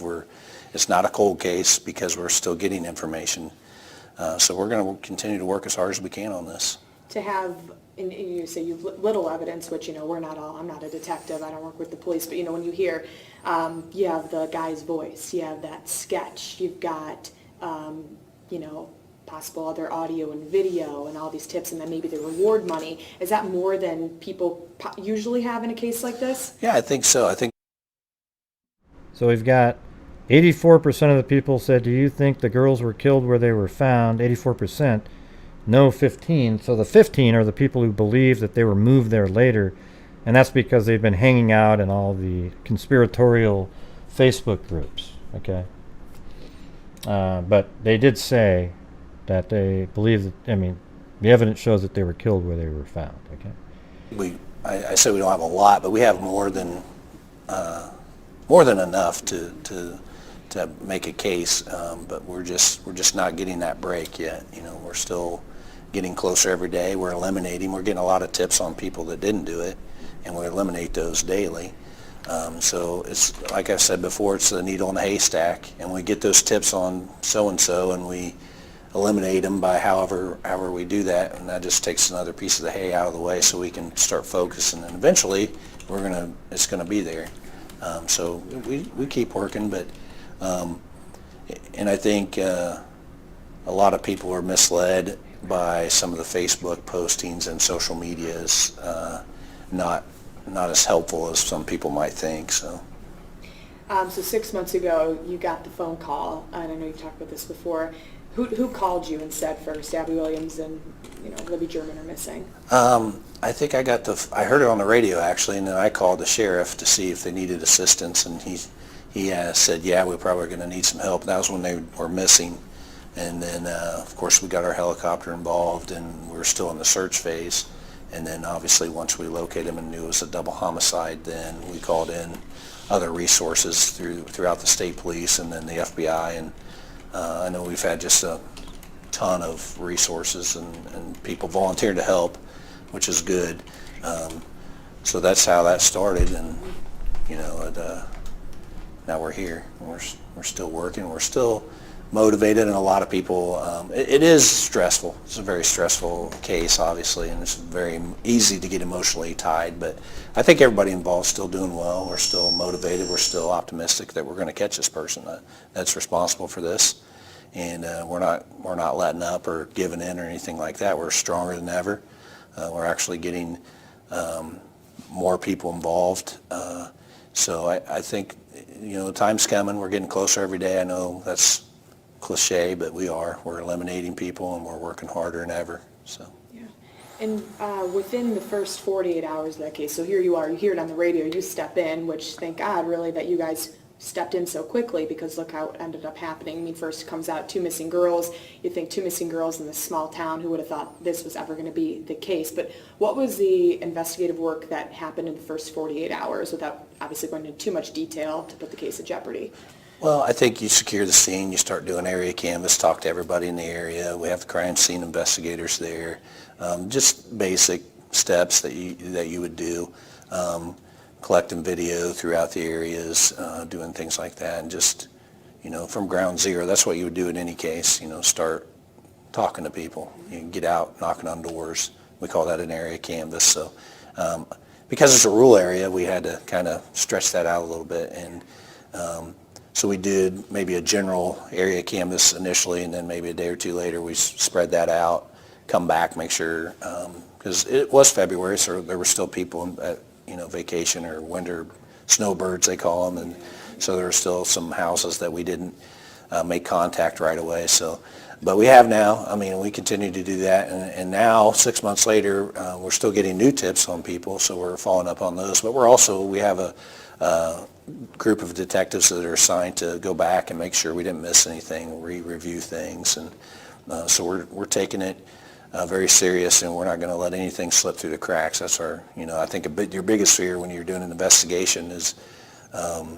something might slip through the cracks, and we're not going to let that happen. We have a team of people that keep going back, reviewing, and we're getting there. Like I said, we're working harder than ever, and we're going to continue to work hard. When did the people come forward that mentioned, No, he looks absolutely nothing like the drawing. But people want him to look like the drawing, so they say he looks like the drawing. He looks nothing like that picture. Look at that. Nothing about it similar. Nose is different. Eyes are different. Everything's different. But yeah, it makes it sensationalistic to say he looks like him. He doesn't look like him at all. because that sketch behind you, it's pretty detailed, like we said, and the guy who did it, and obviously unbelievably talented, because he maybe didn't have a bunch of information, but it's unbelievable what they could come up with, right, and make it into this composite sketch. Gosh, Gray, you're so mean. Why can't people have their own opinions? Well, I don't agree with you whatsoever because he doesn't look like him. That could end up helping crack the case, but don't when feel did those bad. people come forward that said they In saw 10 minutes, him I'll probably possibly agree with near the something. trail? Well, that's a good question. It's actually compiled. It's not just from one person. So we've had several people say that they saw the person that we identified through the video that we obtained off of Liberty's phone, and we put that out. So Did you hear that, everybody? The video obtained off of his phone, okay? I mean, that was out there in 2017, yet still to this day, people say that she took a photograph of the killer and she recorded separate audio, if you can believe that. once people saw that photo, then they said, "Oh, I saw that guy. I saw that guy." Well, we have to determine, is that the guy? Yeah, they saw, they're both first white of people, all? And Aaron. if it That's is, true. Let's work He's together. Look he's got a way longer head than this guy. His eyebrows are totally different. His nose is a different shape. He has no goatee on there. He's got, the double chin area there, and he's, a different length hair and everything. I mean, what part looks the same? His cheeks? Jesus. We were getting calls that night and throughout the last couple months. Some people don't watch the news. Some people don't really follow, what's going on. So some of them were sooner than later. But then we took our time with that. We took our time. We interviewed the composite drawing itself. Took probably a week and a half to 2 weeks. Okay, Aaron, you got it. Weeks, because we wanted to make sure it was exactly right as the people that recalled that.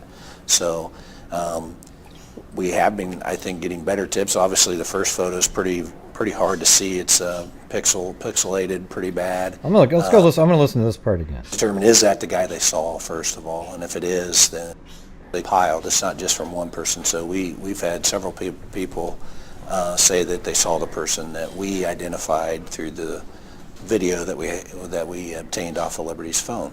Oh yeah. That reminded me, Cindy Lynn, the old inflection joke. Now, if you saw these words, I'll type them in. Okay, well, listen to this. If you saw the words on paper, what's that up in the road ahead? Right? What's up in the road ahead? Or you could say, what's that up in the road ahead? You know how it's totally different based on the inflection there, right? One of them means you're just wondering what's up in the road. The other one is because you went ahead, it means that you think there's a head sitting in the in the road. Okay. Thanks, Rittenhouse Unit. And we put that out. So once people saw that photo, then they said, "Oh, I saw that guy. I saw that guy." Well, we have to determine, is that the guy they saw, first of all, and if it is, then let's work together. So we were getting calls that night and throughout the last couple months. Some people don't watch the news. Some people don't really follow, what's going on. So some of them were sooner than more later. Inflection. But then we took our time with that. We took our time. We interviewed the composite drawing itself. Took probably a week and a half to 2 weeks because we wanted to make sure it was exactly right. As the composite drawing. Composite drawing. Now you sort of wonder, like, What does that mean, really? You're taking the video, something else, putting it together? People that recalled that. So we have been, I think, getting better tips. Obviously, the first photo is pretty hard to see. It's pixelated pretty bad, and this is pretty detailed.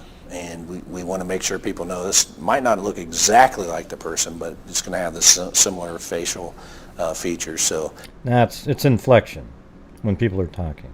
Makes a big difference. You hear people inflect the wrong word, and you wonder what the hell they're talking about. Written, sure. this is just what the person or persons that we've interviewed over the last several months believe this is what this guy looked like. So, I mean, there's 4 of us in this room right now. If somebody walked in this room for 30 seconds and he left, we'd all have different drawings. But I think the facial features and the major identifiers we would all get right. So that's what we're hoping, that this gives us a little more guidance, a little more not as vague. So, and it's helping. We are getting better tips. We're still getting some not so good tips, I would say. You hear that, everybody? Facebook, we're getting a little better tips from this composite drawing. Is it a few people kind of that possibly saw him? I mean, was there like more than a couple that called in, right? Yeah, I would say that was a good statement. There's more than a few that said they saw him. Now, like I said, we have to determine there was other people on that trail. Are they actually seeing the guy that is responsible for this, or are they seeing somebody else that was out there walking? In time frame wise, I mean, how long do you think he was out there that day? I mean, had he just kind of stopped by, tried to find, if he was planning this, tried to find somebody that was walking off the trail and thought, hey, this would be a good target, or was he just out there for a little bit?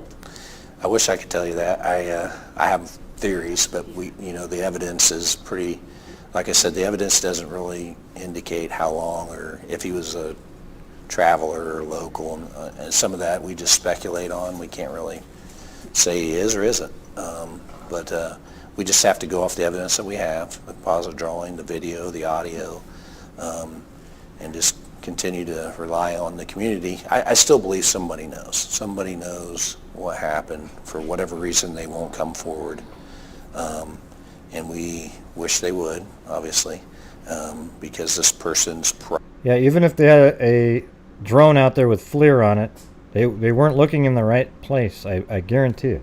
Probably going to do this again, and I'd hate for that to happen to you or your loved ones, and that's the message I want to get out to the public, is if you do know, for sure you need to let us know so we can possibly stop this from happening. Carter was never on the case. Your daughter or your mother. Carter's just the head guy for the Indiana State Police, superintendent. He doesn't work the case. Like, he's not sitting in an office, getting leads in. He doesn't even really answer questions he has other people field the questions, unless he's on a show, because he's like a spokesperson. Or sister, or anybody. Could be brother or father as well. So.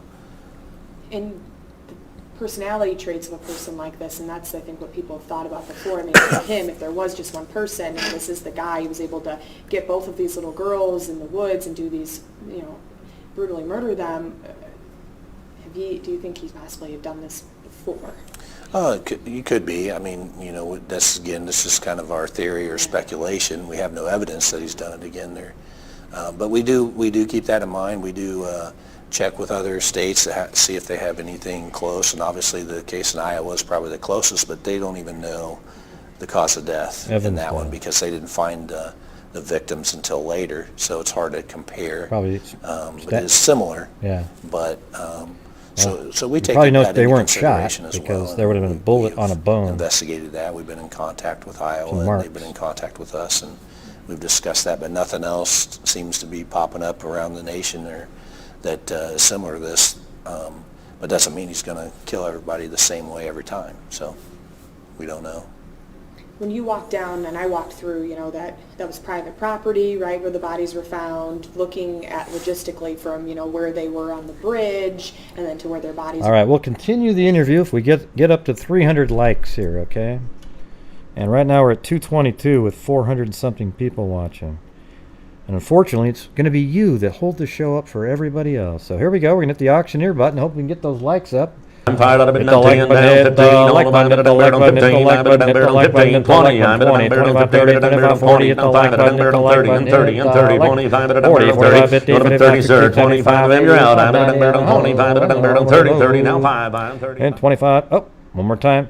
I'm fired out of And it, 20, 10 down, 25, 30, 15, all of 25, my 40, 45, 50, 55, 60, 55, 70, 20, 85, 100, 15, 20, now 5, 30, and 30, and 30, 25, 30. You want to put 30, sir, 25 of them, you're out. I'm 25. One more I'm fired out of time. it, 10 down, 15, all of my 15, I'm 15, 20, I'm 15, 20, now 5, 30, and 30, and 30, 25, 30. You want to put 30, sir, 25 of them, you're out. I'm 25, 30, now 5, I'm 35. What are we at to? Oh, only 277. Got it. Still got to keep going here. I'm fired out of it, 10 down, 15, all of my 20, 25, 30, hit that like button, 20, hit I'm the like button, hit the like button, hit the 20, like now button, hit the like 5, button. 30, and 30, and 30, 25, 30. You want to put 30, sir, 25 of them, you're out. I'm 25, 30, now 5, I'm 35. Yeah, I guess we can go with that. Pretty lame, though, the rest of you guys out there.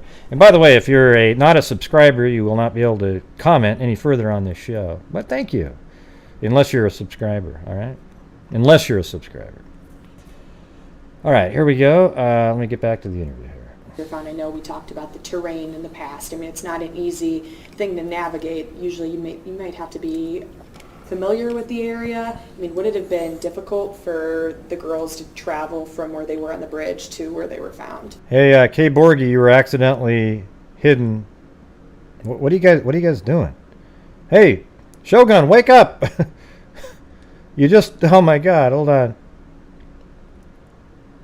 Okay, D and K got accidentally hidden by Shogun, and so did Kay Borgie. I've got to go Okay. I mean, I shouldn't be having to do this fixing. Okay. So, right there, everybody's back in. D and K Borgie, you're all back in. Or type something in to make sure. Thanks, Miss Marple. Okay, you're there. Put your damn... That's crazy. All right. Yeah, absolutely. I think it would be difficult. Obviously, they have to go through some pretty steep terrain and wooded area, sticker bushes and things like that. So it's, and then to cross the creek, I mean, obviously is February is probably not the warmest. It was a warm day that day, but still the water temperature is probably cooler than the air temperature. So, yeah, it would have been difficult for, I mean, I don't think anybody would say, hey, let's, on a walk, would walk that way. Mm-hmm. Walking back that way. So that's sort of evidence that, like, wow, maybe they ran across the creek, right? I mean, and I wasn't even there when you guys found all these horrible things, probably at the crime scene, but even just walking through that area. Hey, we got up to 293. And you kind of almost feel sick to your stomach because you think about what Abby and Libby went through, what their families are going through, and the fact that, he's still out there. When you had to go to the crime scene like that, I mean, you covered, I'm sure, dozens of murder cases, but this has probably been one of the hardest for you having kids as well. I mean, did you get a sick feeling as soon as you had to go over there? Oh, yeah, I think everybody, obviously when two young girls are brutally murdered and you're there to investigate it and see what you have to see and do what you have to do, you become emotionally tied to it, and you think about your family and friends, and but I think what keeps me going is I try, I've said this a million times, you try to put yourself in these families' shoes and you just can't do it. I can't imagine what they're going through, so I try to put my emotions aside and focus on the evidence and focus on how can we bring justice for Abby and Libby and for the families. I mean, is that going to do it if we make an arrest? I think it will help. I don't think anything can ever bring them back, obviously. I don't think anything can ever make them the things like they were before February 13th. It's never going to happen. But we want to try to bring some closure to the families. Hey, thanks, for Madison the girls. Jewell. And so, welcome. Even though we're all trained professionals and we've done this many a times, it's still hard. It's still hard to shut your brain off at night and go visit with your grandkids or visit with your family and not think about it constantly. So, it's difficult, but we're here. Hey, thanks everybody. We got up to 302 right there. For a reason. We're here to find out who did this, and that's what we have to keep telling ourselves and keep being remotivated or motivated to do that, and that's what we're going to do. That area where the bodies were found too, when we went down there, because you guys kept that crime tape up for a while. I mean, you were still going back down there, right, and retracing the steps and looking for anything that you might have needed to go back, to the scene to check out. So when you went back down there, so that area that was taped off, that area was where the bodies were found, then, right? That's circular.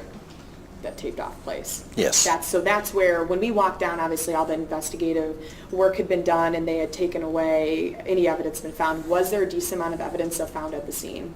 Well, I think so. I think, without getting into detail, I think, like I said, we don't have a lot of evidence, but we do have more than, maybe your normal crime scene.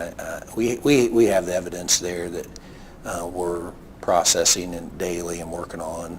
And still, it's been 6 months, but there's different techniques that you can use and things like that. So I'm not a lab person, so I can't, talk in lab language.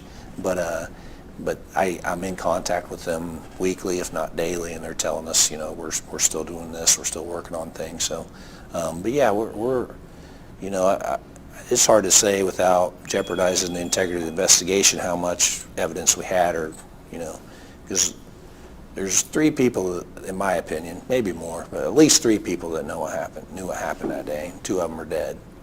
So that one person knows the details of the crime. That's why we don't like to talk about the details and what we found, what we didn't find, because when we do get that person and we do talk to them, they're the only ones that are going to know the details of this. And that's another reason why we don't like Facebook putting false information out, because then people believe that, and then they tip off of those details that are false, and it just kind of impedes our investigation a little bit. So, was DNA evidence found at the scene? Well, yeah. Obviously that's the tricky question nobody wants to answer, but I think at every crime scene you're going to have DNA. You're going to have the victim's DNA. You're going to probably have victims' families' DNA. Touch DNA is very powerful. So if I touch your shirt today, that DNA could still be there for weeks, if not months. So we're still working on identifying whose all DNA we have there, and we will continue to do that until we determine who owns DNA. Supporting is at the scene. So the guy that called in. So this guy, thinks he possibly got away with this, and that's one of the things too. That you guys are waiting, possibly, he could start talking about it to people, because that's happened in other cases. They think, oh, I got away with it, and then they start trying to brag about it, which is something you guys are following up on every day. But if he thinks he got away with it and thinks he cleaned up the scene, there still could possibly be something that he left behind. Absolutely. So. Yeah. That's powerful, though, for the community to know, too, because right. they're like, that's, like I know you mentioned, that's a question that nobody really wanted to get too much into when we talked to the sheriff and things, but you mentioned any DNA, DNA's from the girls, DNA's at the scene just from other things, but that's important that you guys are running that through and working with the lab. And then, is there anything that happened within that first 48 hours when you stepped in, too, like you volunteered immediately to have Indiana State Police come in and help out the sheriff's department? Is there anything you think that could have been done differently, that could have put the case in jeopardy in those, in the beginning stages? Absolutely. I think, when you Monday morning quarterback, there's things you could have possibly done a little better, a little quicker. Now, is there anything we did or didn't do that jeopardized this case? No. I think that with the FBI and the county and the state and all the resources that we've used, there's really nothing that we could have done more. But, I'm my own worst critic, so are there things we could have done better? Yeah, absolutely, and that's every case. But we continue to learn from that, and again, like I said, we didn't do anything or not do anything to jeopardize the case, but are there things that we could do better? Yeah. So, as Jay Harper with the State Police, the lead investigator, we have Tim Kendall also with the State Police, lead investigator, and then my job is to kind of manage this. So I've been trying to manage this from day one with the county, with the FBI.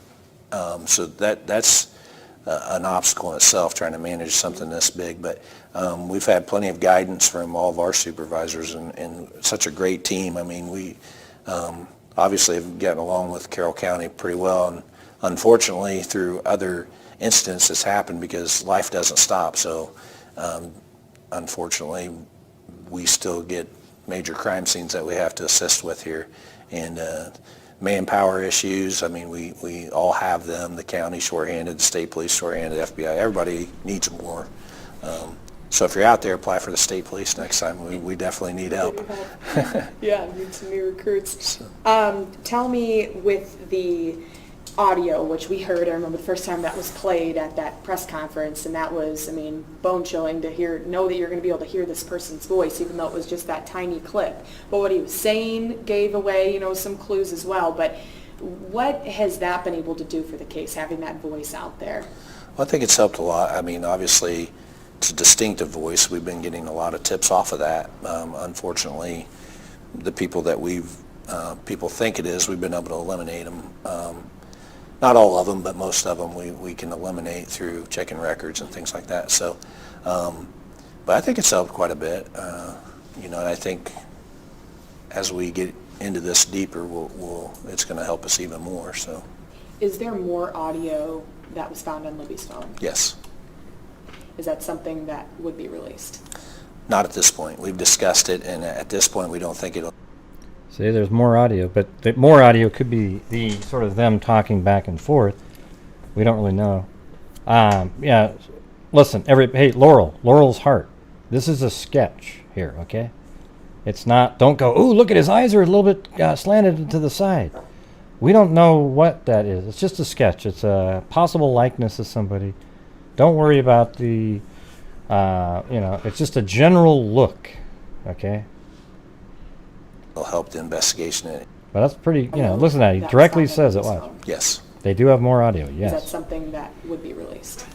Not at this point. We've discussed it, and at this point, we don't. He looks nothing like this guy. Investigation at this time. Okay. It doesn't appear to be anything more than. Thank you, confused soul. Some discussions between the girls and things like that. So, and wow, that's the audio. We've only released a portion of it.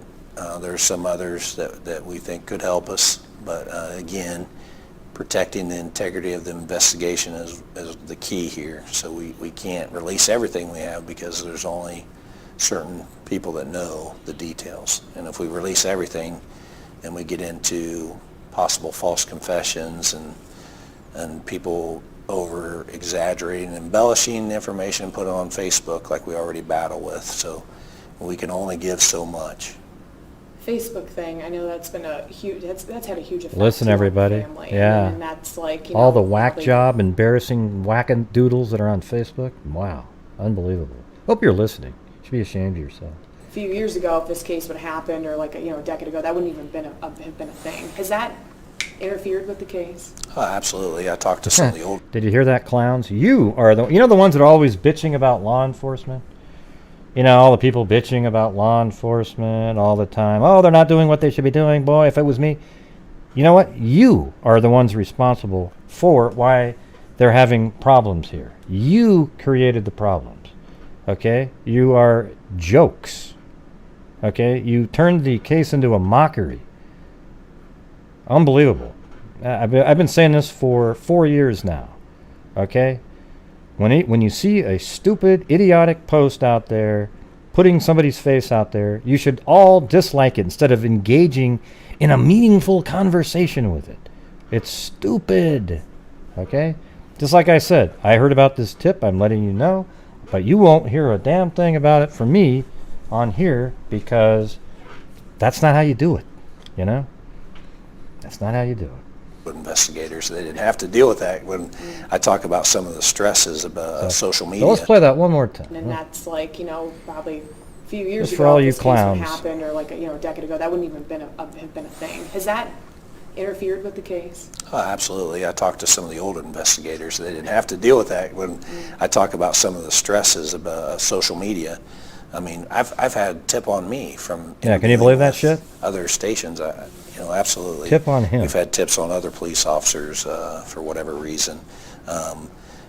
We've had people that do their blogs that put out false information, and then if I tell them that's false, and then they embellish and and tell people that I'm giving out details of the case, which we're not. I will try to squash any rumors that people call and ask about without jeopardizing the integrity of the investigation.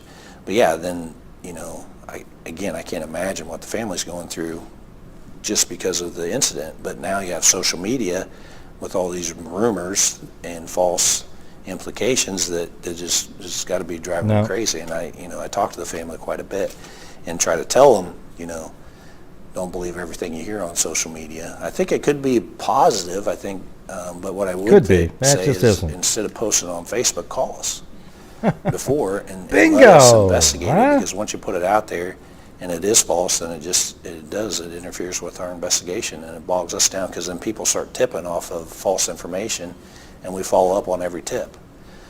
So I think social media is a challenge for us, and we're trying to utilize it to the best of our abilities, but it is definitely something that interferes with our investigations at times. These are the posts I hit the most on Facebook. The ones that I have a Facebook group for the case called Actual Case Discussion, and guess what? There hasn't been a ton of posts because there isn't really a ton of new information. But these are the posts I hit the most. When somebody comes onto a Facebook group and goes, I don't know if I should tell anybody, but there's this guy that I've always thought, and they go on for 25 minutes, and it's like, why are you posting it here? Why didn't you just get a hold of send it into the tip line? Instead, you did it because you wanted some attention, and it's sick. There's no people. I don't even know how to explain it. All right. I'll get this one out of order. We'll get back to this in a minute. 317. Gotta unmute yourself. This is from Indiana. 317. Hello. Yeah. Who's this? Hey, it's Stephen Irons. Steve. I just got into the case like a month ago. Oh boy. And I've seen some of your videos and I really enjoy them. You seem to really attract a lot of, I don't even know what to call them, unmentionables, trolls. Yeah. But I just want to say, man, keep doing what you're doing. Yeah, I mean, it is just a lot of I hit trolls. the times in content and whatnot and finding another one of your live streams. And I really appreciate you doing these. Yeah, I mean, we went over the basics of the case at the beginning. But if you go back and watch like the flow of the crime, number 3, and then also I did one on the anniversary this year that pretty much goes through the whole thing as it happened. I literally started the show at the same time in the morning, and then or the afternoon, and then went through the whole thing. Did the walk down the path, across the bridge, down the hill, everything like that, like real time. Do you have a playlist for that? Yeah, there should be a Delphi playlist out there on my channel. Anyways, thanks, Gray. All right, thanks. Appreciate it. Not really sure what that was. Seemed like a normal guy. I didn't hear him troll anything, but let's see. It says why someone calls and tries to argue with you about the case because you talk straight with the family. Yeah, well, the thing is, I'm sure I'm not right on every single thing, but a lot of times I'll argue with somebody with the, if it isn't as likely that they're arguing or isn't very logical, right? That's when I'll argue with somebody. But if you don't want to be argued with, don't say anything. Okay, that's just kind of what it is. You don't just get to go through the world and just say whatever the hell you want and have nobody say anything back. It's not. I hate when people say, "Well, you're a bully because you argued with me, and you didn't allow me just to say what I wanted to say." Well, hey, I allowed you to say what you wanted to say. I just don't agree with you at all. Yeah, you seem like a nice person.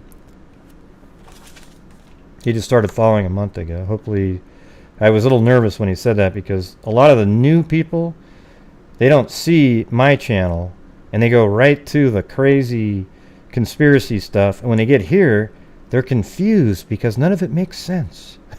And I always say, wow, it makes complete sense to me. They just haven't caught the guy. So I always get nervous when there's new people that are just coming to the case. That's the truth of it. Let's see. All right, let me get it back to this. How often do you listen to the audio clip? I mean, you probably listen to the full one, but is that something that No, it sounds like he's already kind of caught up a when lot. you're feeling down, or you're feeling like, all right, here I am 6 months later. Thanks, D and K Working Rec. the case, you've put like your whole life has pretty much been consumed by this. So, I mean, when you try to listen to that guy's voice again and look at that picture, does that? Well, I'm gonna go. I'll rewind it, but hey, don't forget to get the. Oh, you can't see it. Hold on. I gotta put my image back on. Look at that. D and K Rec made these boxes. I'd show the other one, but yeah, has all kinds of stuff on them. She sells them. There you go. Be safe out there. There's even stuff inside the box too, like right there inside, little clue board or something. And I put my stuff for my computer in there, little. So there you go. That kind of give you more momentum to be like, I'm going to find you? I think every time I close my eyes, I hear the audio and I see the picture. Is that where you keep the hearts of your victims? No. Hey, Raven, I think you accidentally got timed out. Okay. So say something when you come back, all right? Consumed by this. So, I mean, when you try to listen to that guy's voice again and look at that picture, does that kind of give you more momentum to be like, I'm going to find you? I think every time I close my eyes, I hear the audio and I see the picture. I don't have to listen to it because I have listened to it a million times. Yeah. But yeah, it definitely remotivates us to think about that. So yeah, it's there. Do you think he thinks he got away with it? Oh yeah, I think probably, but he didn't. We'll catch him. I mean, we're it's been like 4 I said, years. So. It's not from lack of effort, and we will continue to put all the. Well, that's Raven, though, Jennifer. You know who that is, right? He's here all the time. I mean, he's been here for years. Effort that we have available and utilize all the resources that we have. Calling me a serial killer. What monster that's responsible for this. And this is something that I wanted to ask about the audio clip. You mentioned that there's discussions and things like that. Can you say if the recording was going when the serial happened? killer? I would say I can't divulge that just to protect the integrity of the investigation. Resources, you said you've never seen so many resources, FBI, ATF, local, state, federal authorities all coming in. I mean, you had all those people. It's only 5 minutes, Raven. And try to help with the behavioral analysis, and that was also interesting in the beginning. Did that help? Did that bring you guys maybe to a stage where you think you kind of know more about this guy? Well, I think so. The FBI's brought their behavioral analysis unit to give us more information. We utilize social media, people just, looking at social media. Like I said, it's bad, but we can also pause a little bit, Jennifer. You were pretty quick on the draw. I'll give you that. Social media, our digital media recovery specialists that will get all the information off of computers for us and cell phones, and it's just a ton of resources that we were able to utilize through state, local, and federal. Was her cell phone? I mean, are you surprised he didn't try to take the cell phone or take any of the evidence with him? Was I surprised that he didn't try to take it? I mean, you would think that if that had, maybe he didn't know that they were recording, but yeah, I think you'd leave that. I don't know. Yeah. I mean, nothing surprises me anymore after doing this job for a while, but who knows what he was thinking or what he knew. We don't know that. So. But it was all pretty, like, you didn't have to go like searching through the woods. All that stuff was kind of left in that area, right?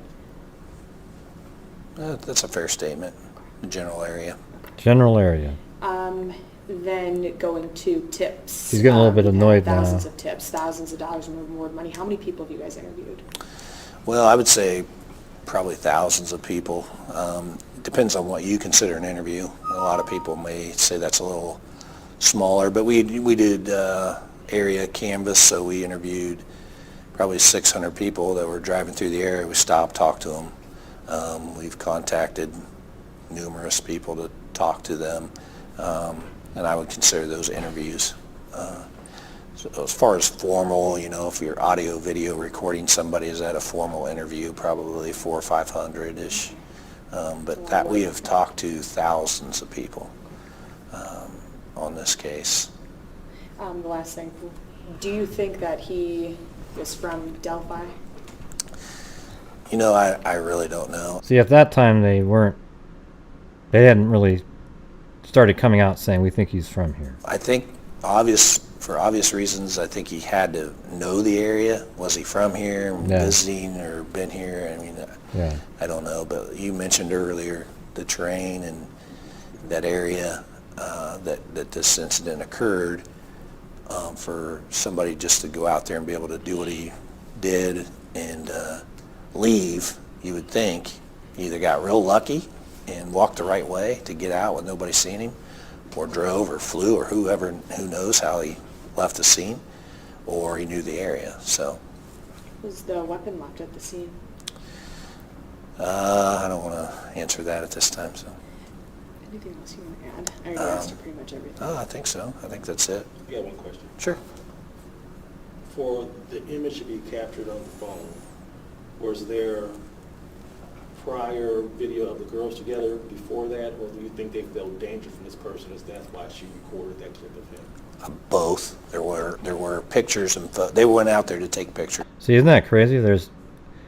When you just out of curiosity want to see some of the other videos and images taken on that bridge prior to the one of the killer. On the bridge, and there was pictures and. See, this interview had a lot of stuff. Both. There were pictures and they went out there to take pictures on the bridge, and there was pictures and video, but it appears that, and this has been said before, that pictures and video, not the one with the killer though, other ones. That Liberty had enough senses to realize that something wasn't right, and she started that video because she felt uncomfortable.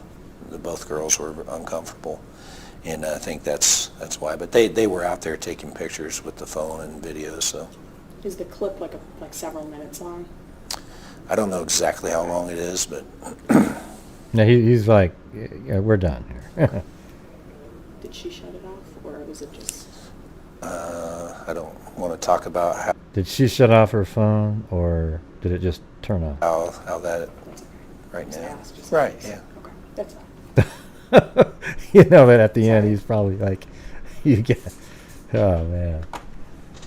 So that whole interview was posted on there, and I got it before. Now I don't know if it's out there anymore, but had a lot of stuff in it though, right, you guys? If you were still paying attention, I know that a lot of you were talking about something else. Okay.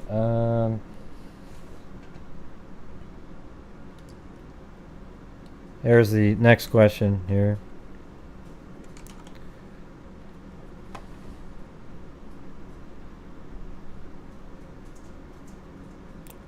She's doing, I don't know. I bet you before they were kind of, Well, of course she's, if she didn't ask the question she asked, we wouldn't have got those ones. It was a good question too, the last one asked by the cameraman. All right, so there's the new question is, do you think Dick, that's the, well, now I can't remember what that one's, the Delphi, Indiana killer, the same killer in Evansdale? Is it the same person? I'm just cutting and pasting these questions. So is it the same person? Okay, I'll give you another 20 seconds. I have no idea. I wouldn't even be able to guess at that one.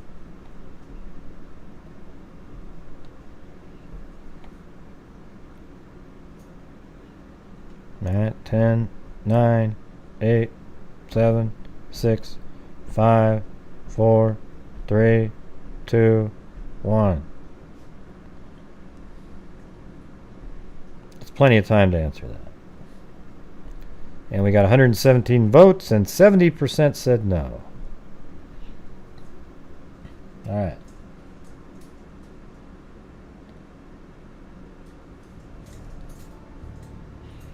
Now I need the next question is, here we go. Do you think he's a serial killer? And there's the question now.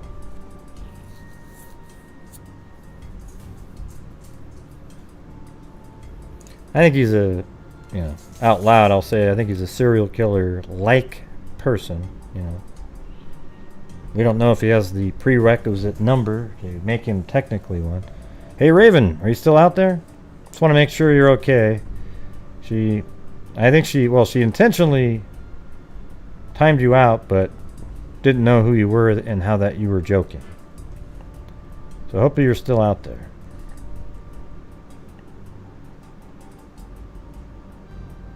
Yeah, there's no confirmation about a knife left anywhere. I've never even heard that. The only cereal Gray kills is Wheaties. There you go. Thanks, Raven187. Man, that crypto went.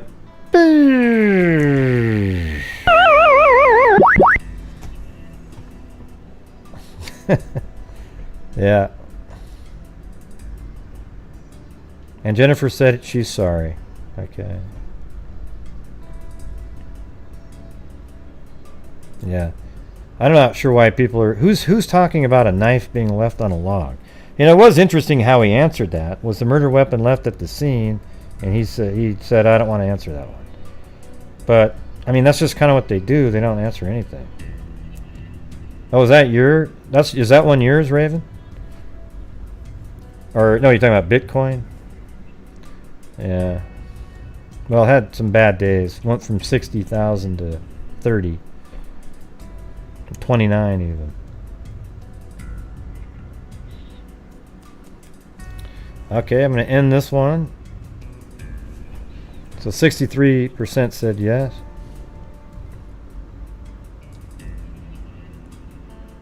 How about Dogecoin? I bet that one's taken off.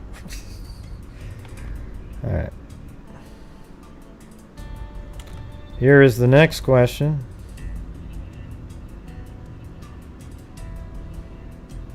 Do you believe the killer acted alone? I do. That one should be over 90%.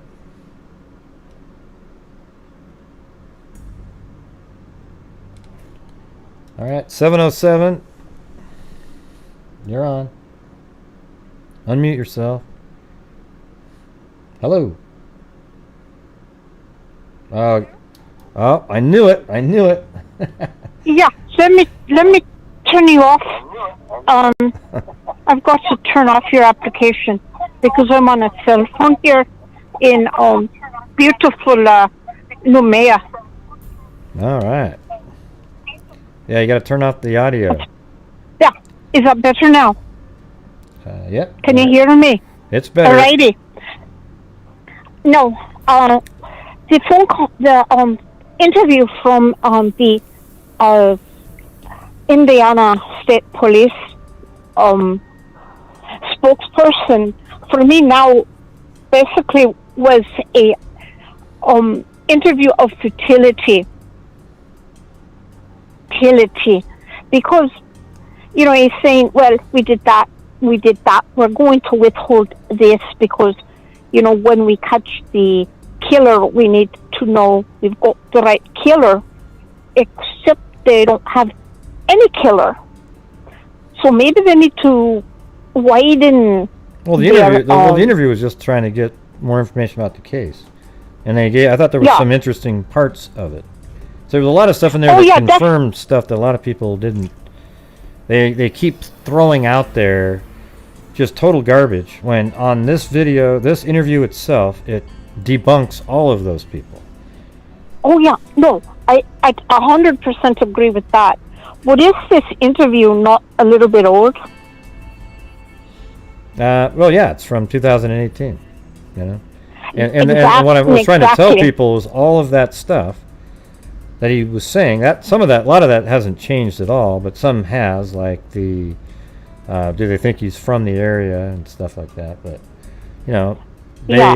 he basically, it was an interview. The part that made it to the media was only like 5 minutes, and so this was like down below in the article, the full interview, right? Exactly. And what goes in the media is only the most salacious part of any interview, because it's, in essence, a 5-minute soundbite of clickbait. But what I was saying, that since the 2018, there hasn't been much positive movement. They kept upping the rewards to some sort of ridiculous amount that if someone was going to jump on a reward, they would have jumped on it already.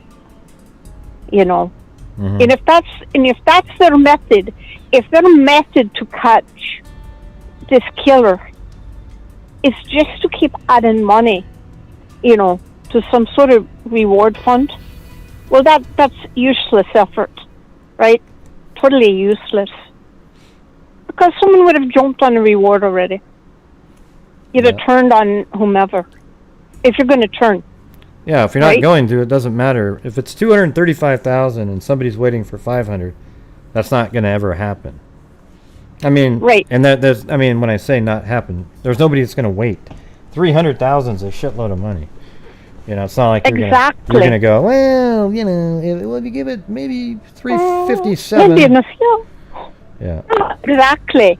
So it's, so in the last, important Delphi announcement, all it was up in the reward, I believe. The last one I heard was just up in the reward more. Well, forget the reward and come up with maybe if you've got 6 more seconds of decent conversation from this bloke and video where perhaps he gets a little bit closer Good night, Mary. Abby and Libby. Yeah. That, because I have to believe in my heart of heart that there was video of the man crossing that bridge way after what they captured and made a steel frame of. I think he got closer. I do, because you heard the little one saying he's got a gun. Or does he have a gun? Words to that effect. So you'd think they might have a little bit, maybe not that close, but I would think they have a little bit closer video. Yeah. Because he's so far away. I think, I think she said something like, is that a gun? He's got a gun. That's how it was written. Yeah. The description. Yeah, and I feel, and that's her real first true moment of, of terror, was seeing, when you see someone with a gun, it's going to go poorly for you, So they felt first a great deal of misgiving, of course. Yeah, well, the thing that you would say now is, like, for anybody out there, if you're in a similar situation, just start running. Just start running running, and try to get away. Yeah. Because if you get isolated, you're probably not going to live. And don't ever let somebody get you into a car. If they try to get you into the car, fight like hell to ever be put in the car. Just never allow them to, don't comply if they've got a weapon. You just got to take off. Exactly. You got to make an attempt. You got to make an attempt and hope the person is a really bad shot at a moving target. I know. See, they're only 13 and 14, and they're scared to death. And I don't know how I would do it. I'm just saying. No, I don't know how I would. Based on all the cases that we've covered and everything, it never turns out well. So it's kind of like, even if you're scared to death, just start running, scared to death, because you're going to be even more scared to death and maybe even die if you stay with the person, because there's they're going to probably kill you.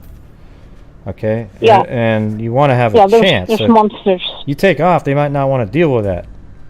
Yeah, or Yeah, like they have a gun on. Let's say they got a gun on you at a car in a supermarket, and you start running. You think they're going to start firing? No, they're going to take off to get the hell out of there, because if they start firing, everybody looks over, and then they see what car you got in and everything. That doesn't work like that.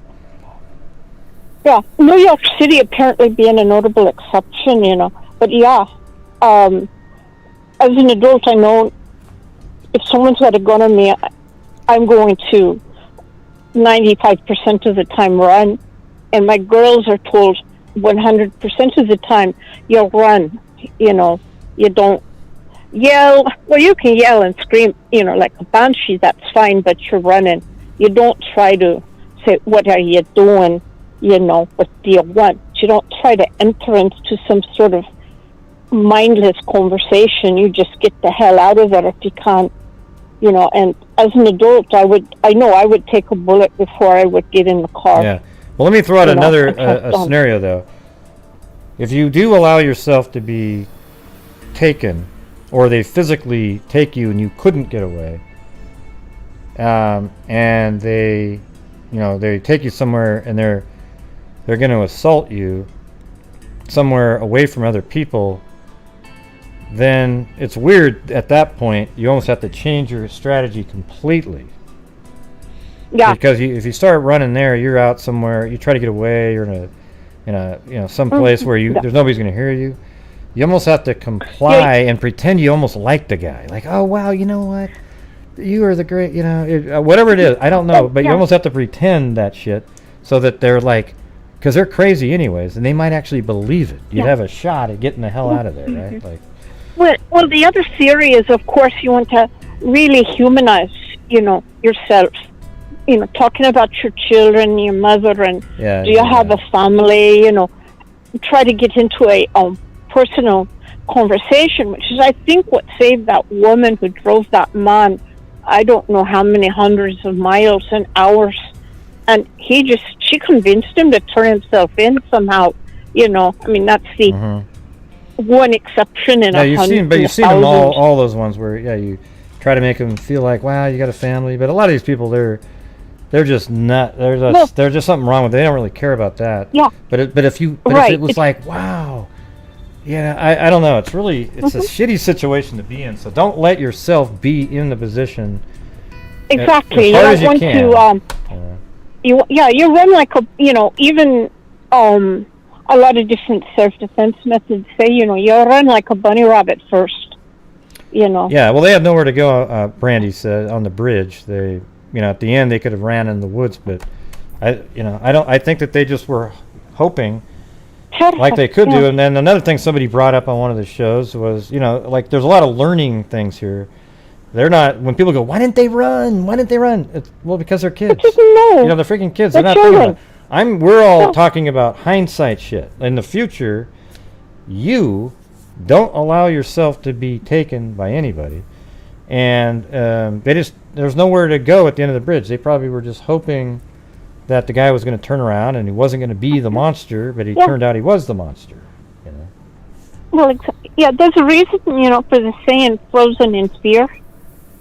How you just freeze up some people. You're just like, your brain shuts off, your body shuts off, and it's a silly. Well, it's not silly. It's just a mental self-defense method that I don't know why we have it, but we do. So these are children. I'd like to think in my adult persona where I might have been able to do something. I think I might have decided, okay, I am going to walk back across the bridge and tell the guy, well, let's see if we can both fly, Yeah. Well, I was going to say, one of the other things that I'm an adult. What I would do is, another thing, too, is you could hold the phone. I think if the phone was visible, to the guy walking on the bridge. If you hold up a phone, and then you pretend that you're live streaming. You literally go, yeah, like, you could just be filming the guy, but you could be like, hey, there's a guy on the bridge. Hey, say hi, guy. Say hi. And he's going to be like, oh, shit. And he'll just walk right on by because now he thinks he's being live streamed. So maybe that's a scenario if you're in and you see somebody that looks kind of weird, pretend that you're live streaming and, just do it. Yeah. There's a lot of things you can pretend. These guys don't want to get caught, so, he didn't commit a crime if he just walks on by, right? Yeah, he's totally innocent. Yeah. When he goes to just walk on by. So these are a lot of the things that people have thought of since the incident. It's like, well, you know what, man, that might have worked. Oh, this might have worked. And maybe they would. So remember those things. Yeah. For the future, maybe, especially teach your children about situational awareness. Well, we all should have it. And a lot of it, I think we're getting better at it, but I think a lot of people just sort of lack a bit of situational awareness of what's going on about them, And some of it's being on the phone as they're walking to the car at the grocers, You're talking on your phone to your husband or, and I'm guilty of that. I say, well, I got this and this at the grocers. Did you want me to go back and get you anything more? Did I forget something? And I will do that a little bit at a time, and I think to myself, well, I could have had that conversation sitting in my car, Yeah, well, hold on. 50% of the there's all these people in the chat that have all these stories about what happened to them, but we've had shows multiple times, and you're not calling in telling your story, okay? So instead of typing it up in chat and getting everybody off of what we're talking about, keep the story to yourself and tell us on a show, and then we can all hear the story, okay? Because we have shows where people call in with their true crime stories. All right, go ahead. Oh, yeah. I just don't happen to really have the true crime story to really share. But, yeah, I think that situational awareness is a really important thing, and I know especially, well, not just especially in the States, I would say everywhere, you have to have your situational awareness. I mean, Ireland is a very peaceful country. Although I haven't lived there for, 18 years now. The UK used to be a very peaceful country, and now it's not so peaceful. And the US, it's like, well, you have peaceful places, but your peaceful places are running, they're running out for whatever, well, we know what the reason is. So you really need to have your situational awareness. And, people say, well, I've got a taser. But what you've got is you've got a dry taser, which means you have to actually have contact with whomever it is you want to tase. Mm-hmm. And let me tell you, a lot of people don't react at all to tasers. People think that, if you tase someone, they'll go down to the ground and fry like a piece of bacon. I think we need to have these needles filled with propofol. If people just walk around with a needle full of propofol and the guy's about to rape you, just jab him, squeeze it, he's out. Well, no, you have to hit it. You have to hit a vein or an artery. He's going to be out cold, man. Just just jam it in his neck and boom, he's out. Yeah. No, I'd give him ketamine or something because, for that, you have to hit a vein or an artery to deliver. Yeah, see, here's what Susanna's like. You can't give it muscular. Listen, Susanna's like one of those people when you say, wow, why does it have to rain today? And she'd say, well, the cumulus stratus clouds are forming overhead, and that combined with the low pressure and it was just a kind of a joke, just jam it. Yeah, I know. And you have electrical storm because you have a high pressure, weather hitting a low pressure weather, and then you have those kind of storms, which is, interesting in Brazil, but neither here nor there. What was I? Yeah, so, I don't worry about having a dry taser, because if you've got a guy with a hoodie and a couple of layers of cloth, that dry taser is not going to help you unless you can, dig your way through the clothing. It's some people are scared by the sound, the crackle of it when you activate a dry taser. Excuse me, too much Brazilian food salad already today. It's scary. Anywho, if you activate the dry taser, of course, you get the electrical arcing sound. And, if you look at some of the statistics out there in certain journals, you'll find that people, miscreants, hear that sound, and the cowardly ones will run from the sound of the taser. Okay?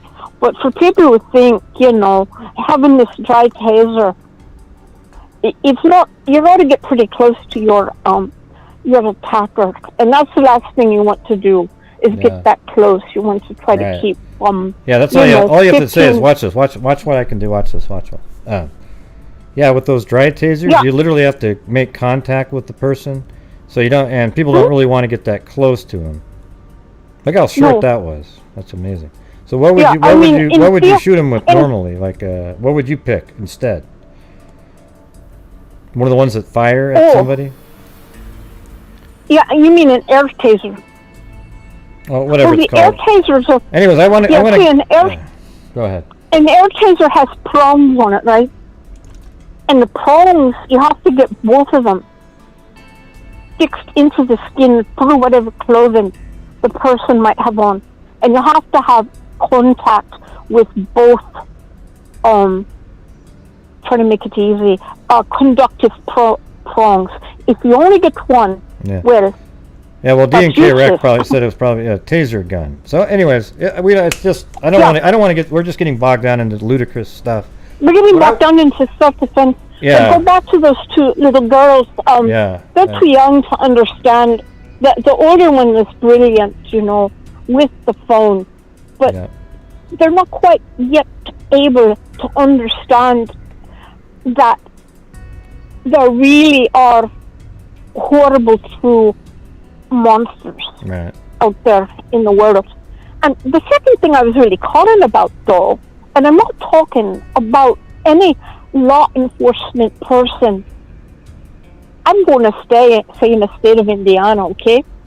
Now, if you think about it, this guy managed to, however he killed those two girls, he managed to do it without leaving any physical evidence.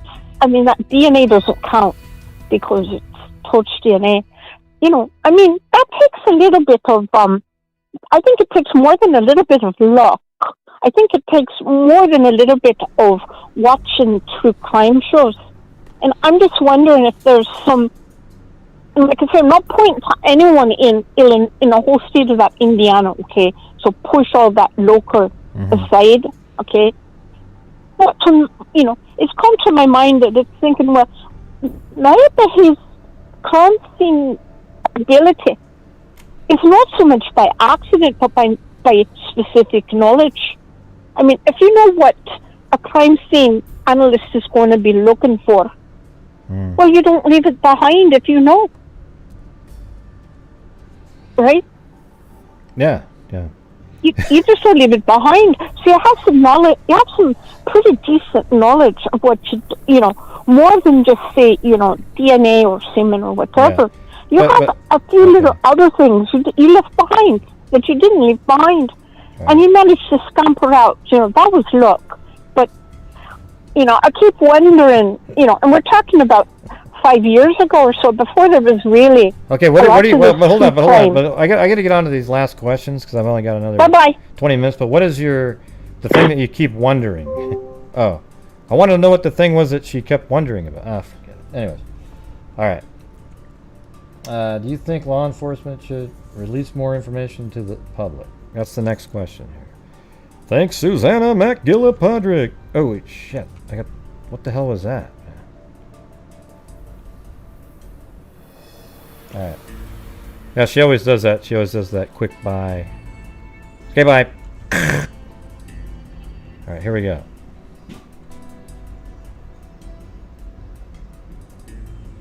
All right, so here's the next question. Do you think law enforcement should release more info to the public? I mean, the thing is, she always says a lot of it. She has interesting stuff, but we gotta get, keep things moving a little bit. But we gotta get. She didn't do our magically delicious, and that's the part I'm not happy about. All right, so this is the question now. Do you think law enforcement should release more info to the public? I mean, I think everybody's going to probably think that, sure. Oh, wait. Hold on, I bet that's her. Let's see, is it? Yeah, maybe, I don't know. 717. Hello? Hello. Hey, Susanna, you didn't say magically delicious for me, at least. 717, you're on. You have to unmute yourself. *6.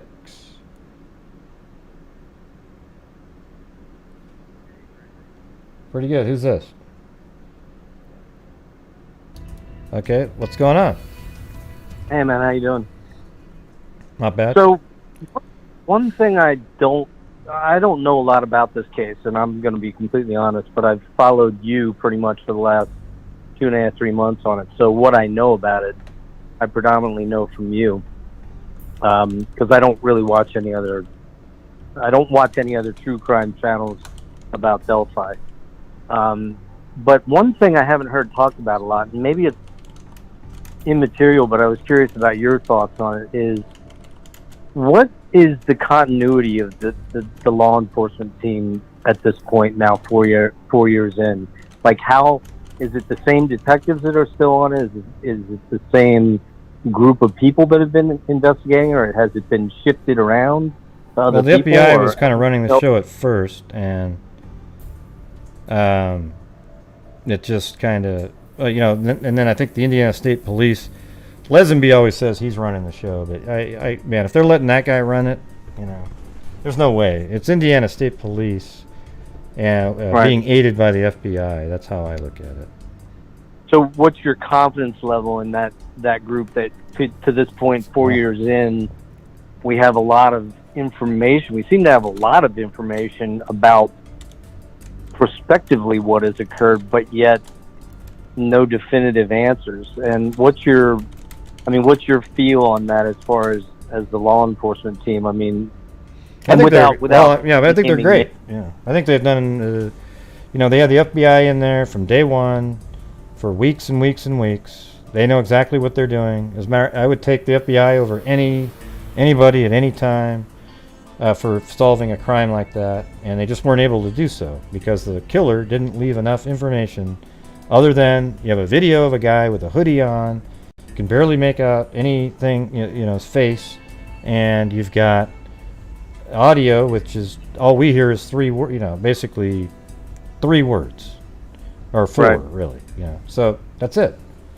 And they have stuff at the crime scene. They probably can release more information or whatever.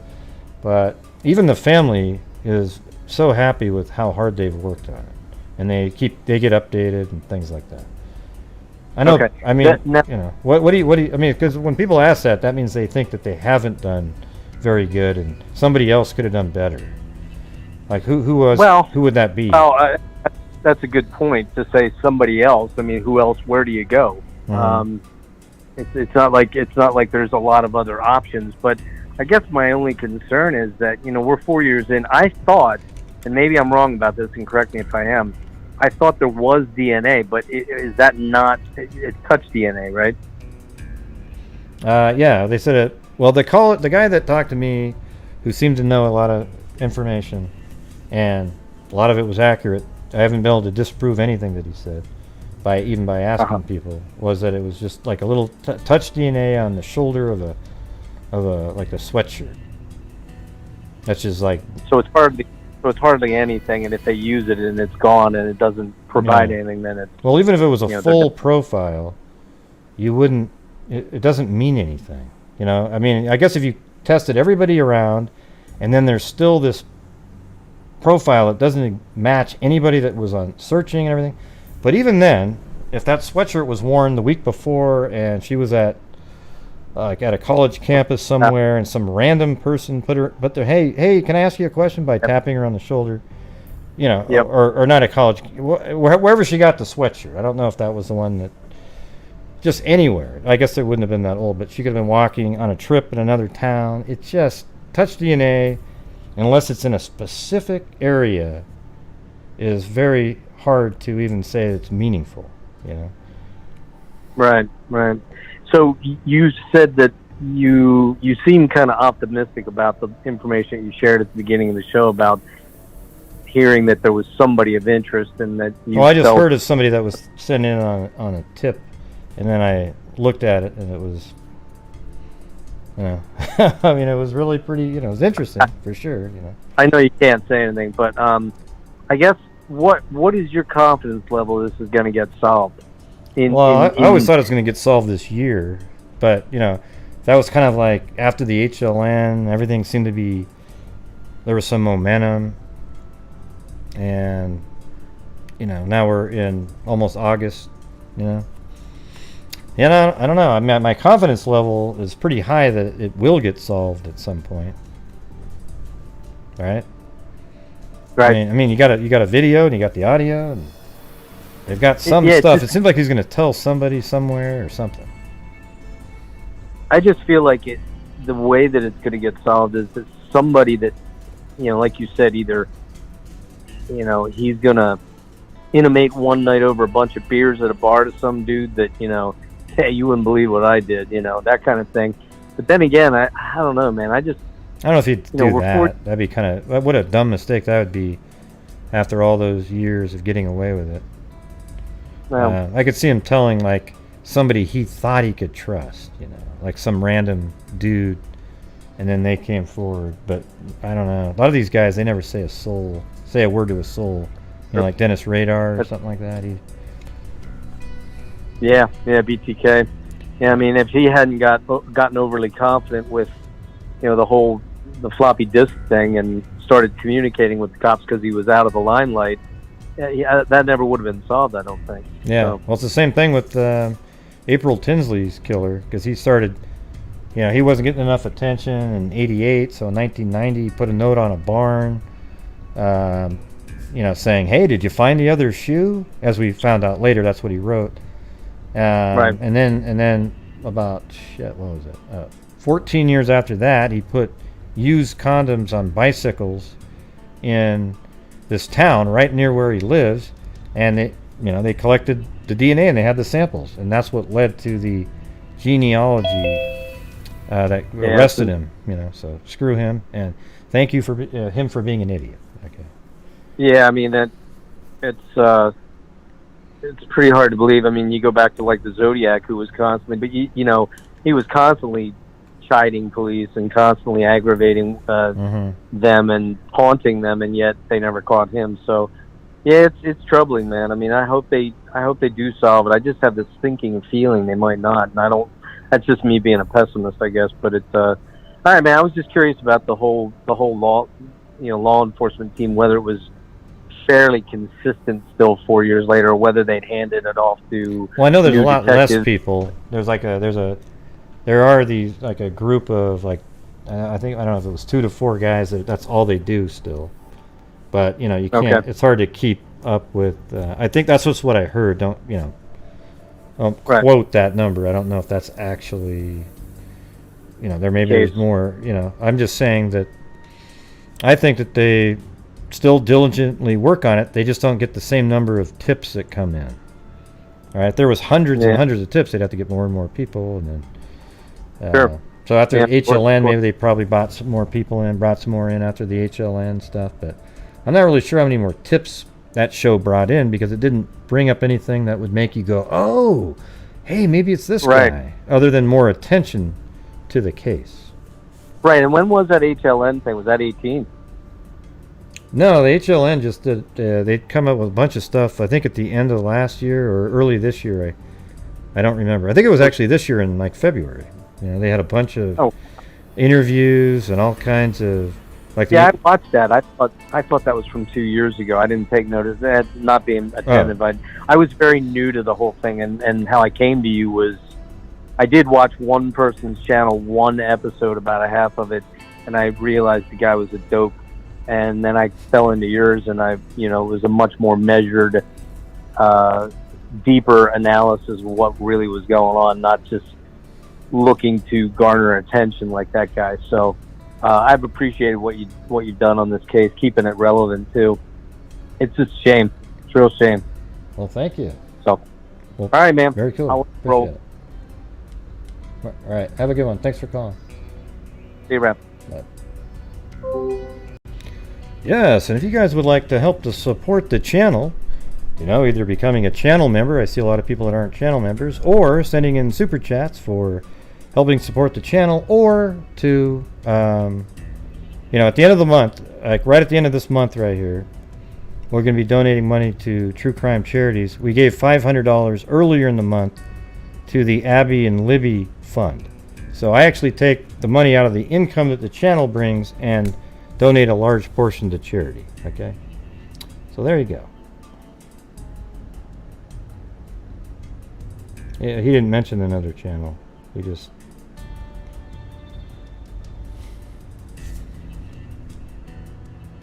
up here. Let's see.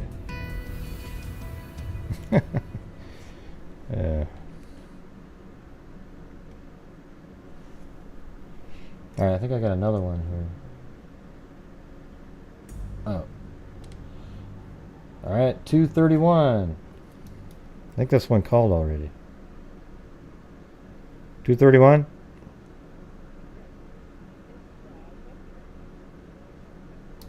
Pretty good. Yeah, you called in earlier, right? Yesterday. Oh, yesterday. Okay. But yeah, and holy shit. I am so, I don't know. There's something about this case that's I have a question about. I just came upon it in the last year. I've watched, obviously. It took me a while to understand the true crime community and to boil it down, okay, to who I wanted to hear my information from. We all know that. But where I'm coming from with this is it's just starting to really piss me off because has this always been so publicized, or did it come back? Did it die down and come back up? No, it's always been very popular on the web, but there have been times, like I would say late 2018 and then early 2020 it was really kind of down low a little bit. And then I think it's important for them to kind of keep up the pressure, the pressure on society to find the killer. And that's why you got to keep talking about it over and over to make sure, because this case has a picture of the killer, the voice of the killer, information at the crime scene, and somebody out there. I think there might be a point where they're going to have to release, if there are signatures. The signatures might be the key depending on what type of signature they are. If there's something that's literally an object of some kind, that might actually lead to somebody. If it's a signature that's like, something, less obvious like that, you might not be able to show it to somebody and they go, oh my God, he's got 5 of those on his mantle at home. That kind of thing. Right. It's just something, it's right in front of their face, so Gray. And I'm not God, and I'm not claiming to be any kind of psychic or anything, but it's just, I don't know. There was just something, it's really starting to, Abby and Libby deserve so much better than this. And yes, we can talk about it. And like you say, we can throw out all the theories in the world. But at the end of the day, I can't stand to think of this person calling in your show. Like you think he's Does that calling make it? sense? You think he's calling my show? I feel like I'm not trying to be paranoid, and I'm not seeing your face, so be nice with your face. Wait, hold on. Because I don't get to see it until after. But no, like, I believe that, yes, I believe that this person is straight, and I believe it's more than one person, but I believe that this person is straight underneath.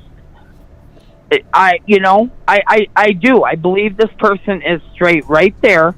And yeah, for some reason, with your show, because you don't take any shit and you don't play games and things like that. Yeah. Yeah. Well, I wonder. The thing is, we did have in one of these other cases that we covered, a killer who had been escaped justice for decades. He commented. He actually was a patron of John Lorden. And then me and Lorden were talking. We were actually talking, and Lorden actually donated to charity all the monthly, every cent that the guy ever gave him. So he didn't know him, and then we were talking about it, and I made a video on that way before, like 2 years ago or something, and then we went to the video while we were talking. Me and him were on a Zoom call. And we were talking, and then I go, let's go look up my video. And there he was, Panky, right down down below. He said, this would be solved if it wasn't for law enforcement or whatever it was. So it does show you that sometimes these killers do engage on social media. They are. I'm just very convicted of that. I'm also convicted of, I know that people think that this is paranoia on my part, but the reason I think that there was more than one person, I have always been hung up on why you would leave the phone. Always. I have not been able to it makes sense understand to me. it. Yeah. Go ahead. Well, it makes sense to me. That's my dog. Sorry. Just a second. Hey, thank you, Kentucky Chirk Guy. Hold on a second. Scott Holland. And, a second. And welcome, Blind Squirrel, Woman of Steel, and Chris Petrie. Okay, Petrie. Yeah, so I think we had a player on the Blazers named Petrie. Okay, now, what was that last part again? I had it memorized as I was going through those, but then I left my... The phone. I feel like they put the guy there as a decoy. Who? What do you mean? They put what guy? Where? What are you talking about? Okay, I have had this. Wait, well, no. What are you talking about? I know, but just get right to the point about what do you mean they put the guy there as a decoy on the? What do you mean? Bridge guy. You think you mean they put him on the bridge? Just that it was all. No, I'm not trying to be a conspiracy theorist. No. Ray, I'm not. Okay, listen. You can't say you're not trying to be one. And throw something like that out, because that's all that is, okay? You're right. Yeah. That's just it's crazy, okay? Listen. Libby filmed him with the phone down low. He might not have noticed. I doubt he even noticed that she was filming him. Then she puts the phone in his pocket.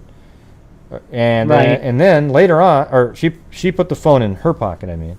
And then as they find the phone later, he might have seen the phone, but why would he take the phone with him? That'd be stupid. Why would he even touch it? It's like you're going to bring the phone with you and it starts pinging all over the place. Right. So it wouldn't make any sense to bring it, right? No, it doesn't. Yeah. Thank you for that. That's why I call you. And then why would he touch it and leave it there, too? Straight. Because then he'd leave his fingerprints if he didn't have gloves. Oh, God. I I got so emotional. I know who this is. I know who you are, right? You're not actually an actual caller, right? I mean, I'm Jennifer. I am a caller. Okay. I don't know. You're being mean. You sound a lot like the person who called it a couple of weeks, like last time, who started screaming. Yeah, like last night. Yeah. Yeah, I know. I am. And that's why I'm like, you know what? I'm going to call him and I'm going to ask him why I'm so heightened about this. And that's what I actually was calling for. And I hope if anyone else because I haven't had those thoughts about this. And then I all of a sudden have this thing. I'm like, I'm going to call him because he'll tell me what's up. And that's common sense. That's just common sense. And I think you want me to just spit it out. And part of me can't because I can do a little because it's an active investigation. But, for example, something that I have going on where I am seeking out my own justice in 2,000 miles away, these people found them within 6 months. And I was up at the state police post IDing. So I guess that you're right. I think when we're all being subjective, that's when a lot of the conspiracy theories come in, the paranoia comes in. No, believe me, I'm the level-headed girl, I just, for some reason, something peaked in me there, and I'm like, I'm going to run this by him. Okay, but man, the thing that you came up with was one of almost like these original crazy conspiracy theories where people are like, I don't even think that's really there. Look at that. They photoshopped him onto the bridge. Look at. Please laugh. And you know what's funny is but yeah, here's the thing. It's a video of the guy on the bridge. That would be brutal to do in the situation. Yeah. So you are so right. I want it, like everyone else. I just want it put. And everybody tries to find a reason, and everybody tries to find the answer. And you are 100% right. 80% of it is going to be a process, and I agree. The FBI knows what they're doing. Who are you thinking that did that though? The police to throw people off, or you think he took her video off the phone, sat down on a laptop in his car, edited in some weirdo, and then put it back on her phone? Oh, come on. So, he goes up to the damn cemetery, sits down. Hey, look at him sliding over. Right now. Yeah. Can I call you an ass on TV? No, I'm kidding. Yeah. You are so right, though. Well, I got a little emotional for a moment. Okay, all right. That's funny. All right, but yeah, I did. Hey, I'm going to call you if I have to be set straight, too. Because, it's like you get human and you want what you want, and that's for this damn. But I do. I at least believe he's right under everybody's nose. Yeah. Okay. Well, hey, you can answer. I'm going to be asking some more questions here, so get in there and answer. I will do. All right. Thanks for setting me straight. I needed the laugh again, even though it was on my own account. Hey, you made me laugh too. Okay, so that's good. All right. The laptop. All right. Have a good one tonight. All right. See you. Bye. Bye. Hey, Angela, what am I looking at? What do I need to look at?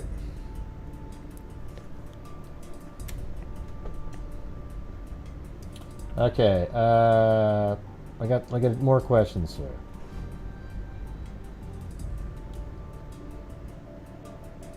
Okay, I've said what I think on this next one here. Oh, shit. Let me end the poll on the first one.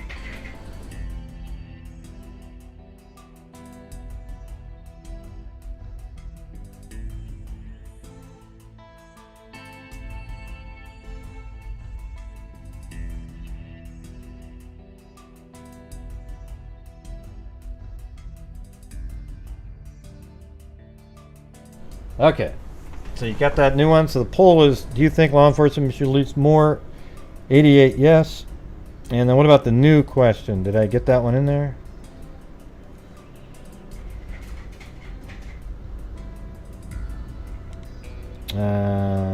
Did it work? The next question? I don't see it. Oh, I think there was too many letters in it. Yeah, it can only be. Well, I'll just ask it out loud. Do you think the FBI got involved early on because of what they discovered in the evidence at the crime scene? I think that's exactly. I think that there was an FBI agent there, and then when he saw it, he was like, "Whoa!" But the FBI does get involved really quick. A lot of times on abducted kids, they're right on the scene. So I think there's a little bit of both there. Okay. All right. Here's the next question here. So most of you think that, okay. All right, here we go. Do you believe the girls made a run for? Oh, that we already asked that one, so we know what everybody's going to say. Let me get rid of that one. I guess that was a duplicate. See, more than one person asked that question. All right, here we go. I think I like this. I think we should do more of this type of thing. Gives you something to discuss too. Man, 64 of you answered that poll in the 4 seconds it was up. Good job. Okay, do you think someone close to the killer suspects it's him? Do you think someone close to the killer suspects it's him? Yeah, I like that one. That's a good one. I think Angela Vincent's got a couple in here. Good job, Angela.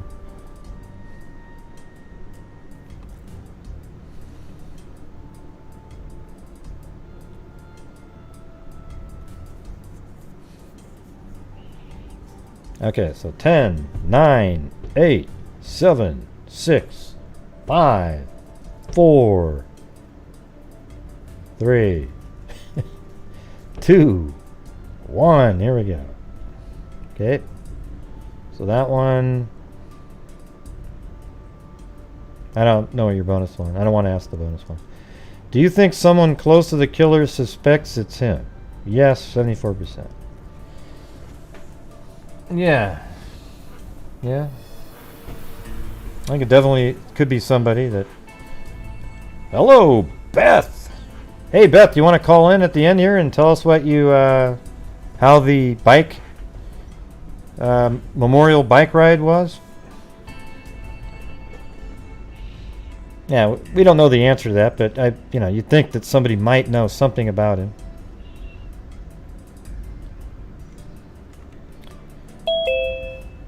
Let's see, what do we got here?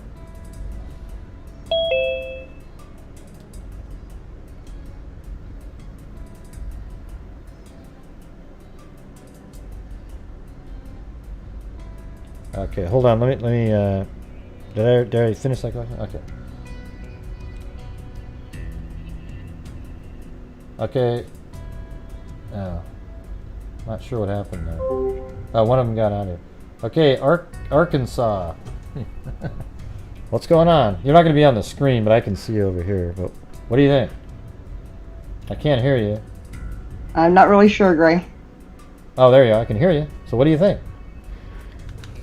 I'm not really sure. Part of me tells me that there's more going on than meets the eye, but I'm really not sure. You're not sure. Well, what were you calling about? Just wanted to watch the chat. Huh? But you're calling in. You had something to talk about, right? You can just watch it on YouTube. All right. Catch you later. Oh, okay. Yeah, it's not really a... that was weird. Sorry about that. I don't know if she... I think she might have just clicked on that on accident up above. Oops. Sorry about that. I think she just kind of clicked on that link and didn't realize that meant that it was just kind of... Sorry about that. All right, 918. 918, you're on. Hello. Not much. Who's this? Johnny C. Johnny C. All right, what's going on? What do you got? I was just curious about the satellite pictures that you guys had gotten off the internet or whatnot. If you guys had any luck maybe finding some other ones that were maybe before the No. noon to 5, now that you know that it was before noon. No. Yeah, no, I just got the one that I had from before.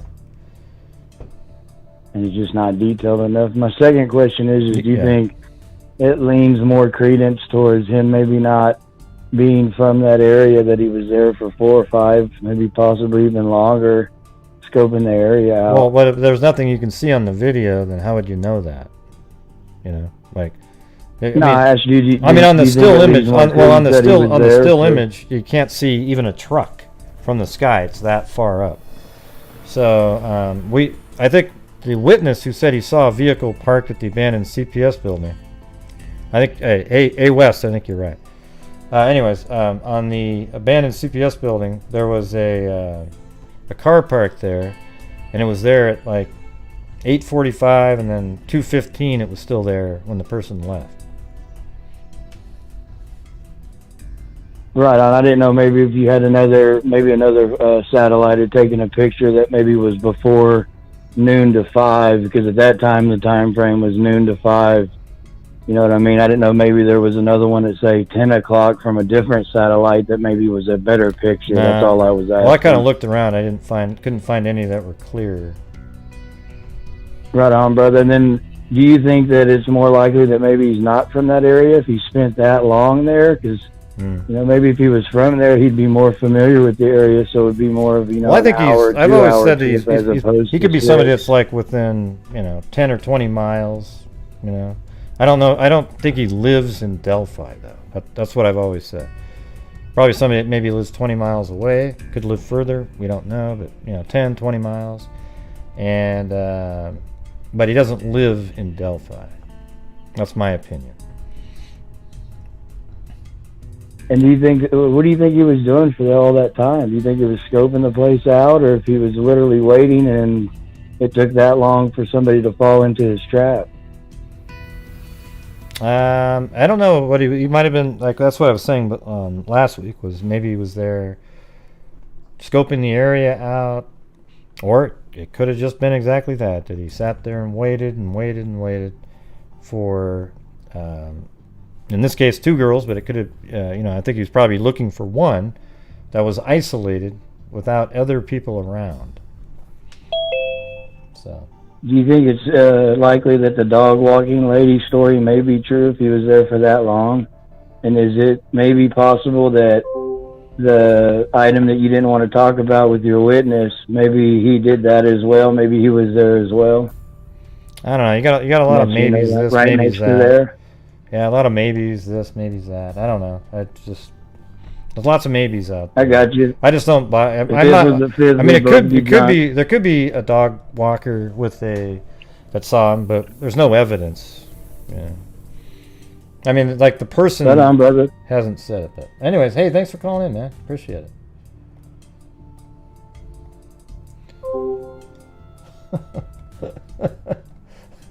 I'm never really sure who that guy is.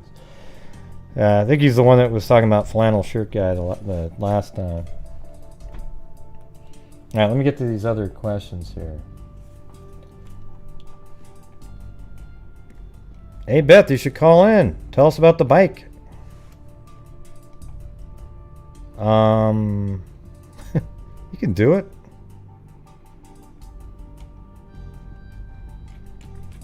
Are you going to tell us about it or not? Let me know. All right, here's another one right here. Do you think the killer is known to law enforcement? Well, the 2019 press conference sort of made it feel that way, right?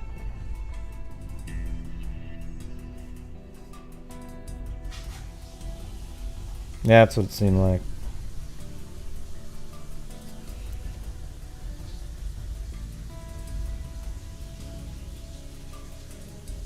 Oh, well. If I asked it already, I asked yours twice too, Jennifer. Is it okay? Oh, yeah. That was the second question.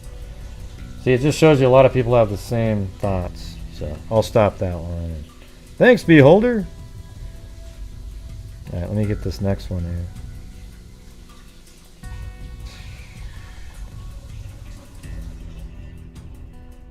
Okay.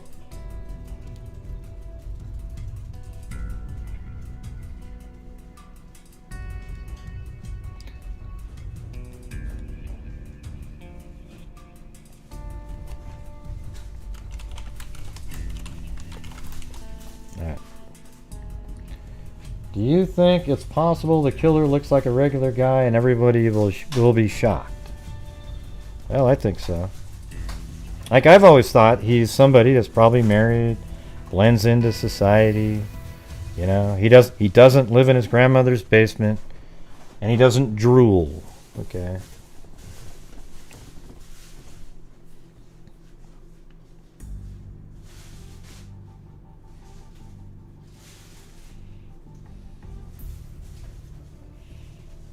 I don't think he stalked them. Yeah, and as we've talked about on other shows, you know, is it possible the person maybe was aware of the school day and thought, hey, you know, maybe there's going to be some people there. I don't know. I always thought that was a little bit weird because, you know, you'd want to go there where there was few people as possible, and then hopefully you catch a straggler, almost the same way that lions hunt. You know, you get the wildebeest and the one injured one on the edge, and they go get that one.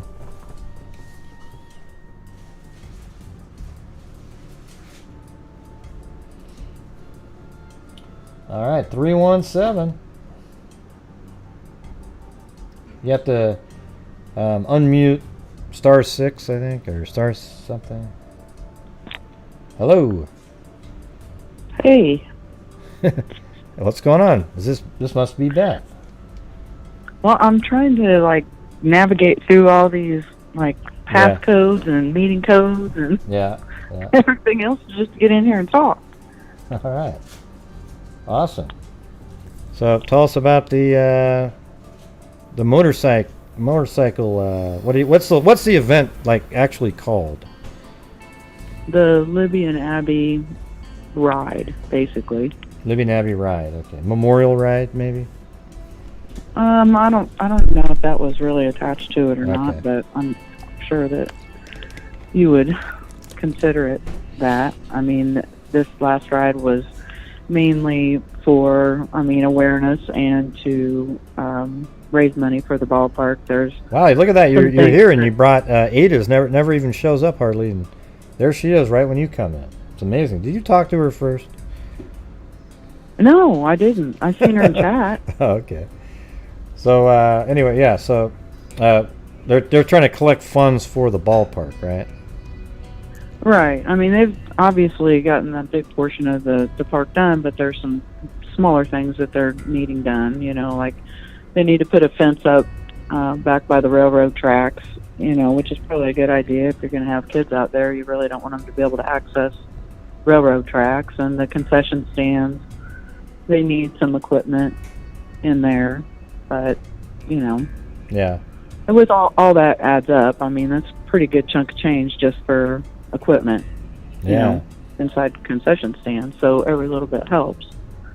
Plus the awareness aspect of it.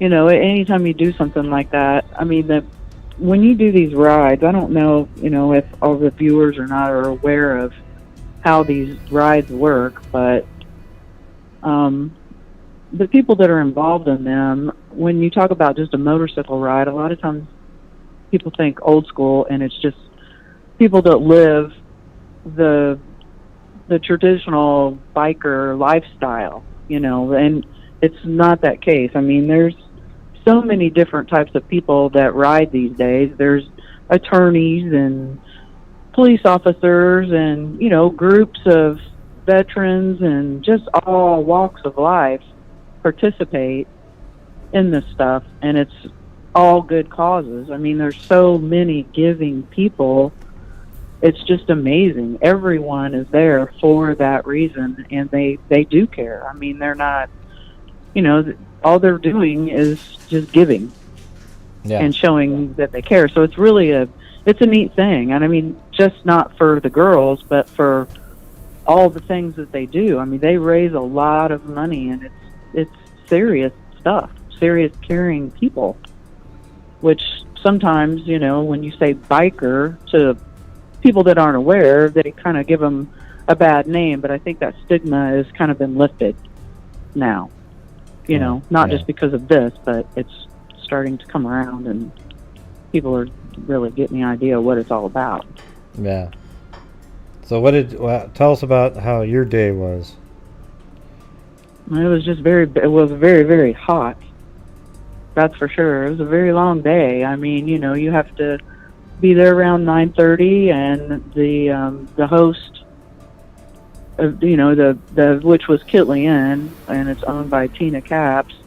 They have breakfast there for everybody to eat, and they'll do 50-50s, and the way that they work, you put the money, you buy tickets, and then when the money gets in the pot, if you have the winning ticket, half the money goes back to whoever the event was for, which was the girls, and then you get to keep the other half. But usually everybody that wins that, they just give their half back to the girls, back to the pot. Mm-hmm. So it goes to, the ballpark or whatever. But they have ways to, generate more money. And then everybody gets together. A lot of times there's a prayer before you leave, and then you'll go to another place that wants to host, which this time the first stop was Within. You can get food or water or, Coke or whatever. Everybody hangs out for a while. They'll do other 50-50 drawings or gift bag drawings, and then you move on to the next place, which was the Crow Bar. And the same thing. Everybody pulls in at once, and you all take a break and chill out. And a lot of it is escorted by the police and things like that. It's really a neat thing to be a part of, because people will pull off the road, and it makes them aware. They see who you're riding for. It's a good feeling to know. Even so, next time, I guess if somebody's out and they get stopped by a bunch of bikes, just remember that they're doing that for a reason. You're getting stopped for a reason, and they're riding for a reason. They're not doing it just to mess your day up and make you have to stop and wait. Yeah. So how many different places were there? Well, there was 2 I just named, and then the last stop was I think called Crossroads in Shelbyville. That one was a new one for. What do you do at each of these ride. places? Get something to eat again, or drink, or? Well, yeah, they have snacks and things like that, and everybody. It was so hot, you're just happy to jump off the bike and try to find some shade and get something to drink and just relax, because it was over 90 and humidity was just absolutely horrible. So people don't usually ride around in flip-flops or stuff like that. You've got on boots and something on your head, so you're sweating your butt off, so you're happy to be able to stop and relax. I played the videos from earlier. People. So you were there with Mike and Becky and them, just kind of. Yeah, the whole family was there. I mean, Becky, Mike, Tara, Amanda, Cody. Everybody was there. Everybody participated and rode. And Diane and Eric Erskine, they stayed back and took care of the tent that had the T-shirts and koozies and wristbands and things like that. They've been a big part of the ballpark, and they do really good. Trying to keep all that together and to get it together. Both families have, and it's just a nice thing. It's a way to remember the girls, and if that's what the family wants to do and give back to the community also, then good for them. I mean, they're in the beginning, it was kind of a rocky road, and everybody's like, well, money should be going for the reward and stuff. Well, how much money does somebody need to turn someone in? I mean, it's up to $325,000 now. Why keep it? They're not going to turn them in for $400,000 if they're not turning them in for $325,000. I wouldn't think. I mean, so to give them back to the community is a great thing, and that's what the Tulsa families wanted to do. So, yeah, well, it's gonna. How could anyone have a problem with that? Yeah, I remember all the crazy rumors. Hey, we played. I played those 2 videos you sent. Yeah, you're in them, right? That's you, right? But I thought you had blonde hair before. Do you still have blonde hair? Or is it dark? I have a head wrap on. Oh, okay. Yeah, it's hard to see it, but because it's kind of blurry. But you were just like, "Hey, freaks!" But you could hear it, and then it was just like they look kind of happy though. Everybody looked happy. Well, yeah. Everybody had just got back. It was a great turnout. I'm not sure how many bikes were there, but a lot. And it's been a long day. Everybody was tired. I'm like, well, why don't you guys just all say hey to Gray? It's like you can call in the middle of that. It's very hectic. You can't. You just can't. So yeah, everybody was saying hello to you and all the freaks. That's right. They said, "Hey, freaks." Wasn't the clearest video in the world, but you could still see it. You could see everybody on it. So thank you. Well, you're welcome. Yeah. Hopefully, it would. I don't know what.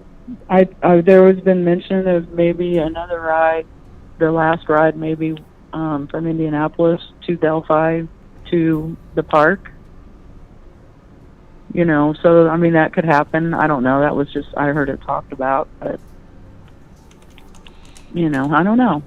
I mean the place has got to run, and if people, if they want to do these rides and donate that money somehow, to these guys to do with whatever they want to do with, then if the people want to ride and support it, then that's their business. Yeah. I think it's great.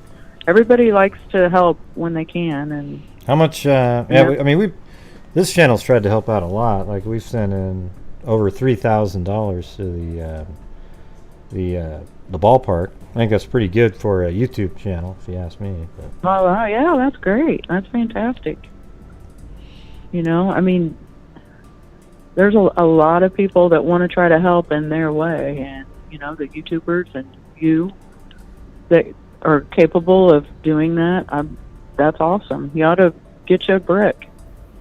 And well, apparently I'm supposed to have some bricks. I want one to say, like we are freaks.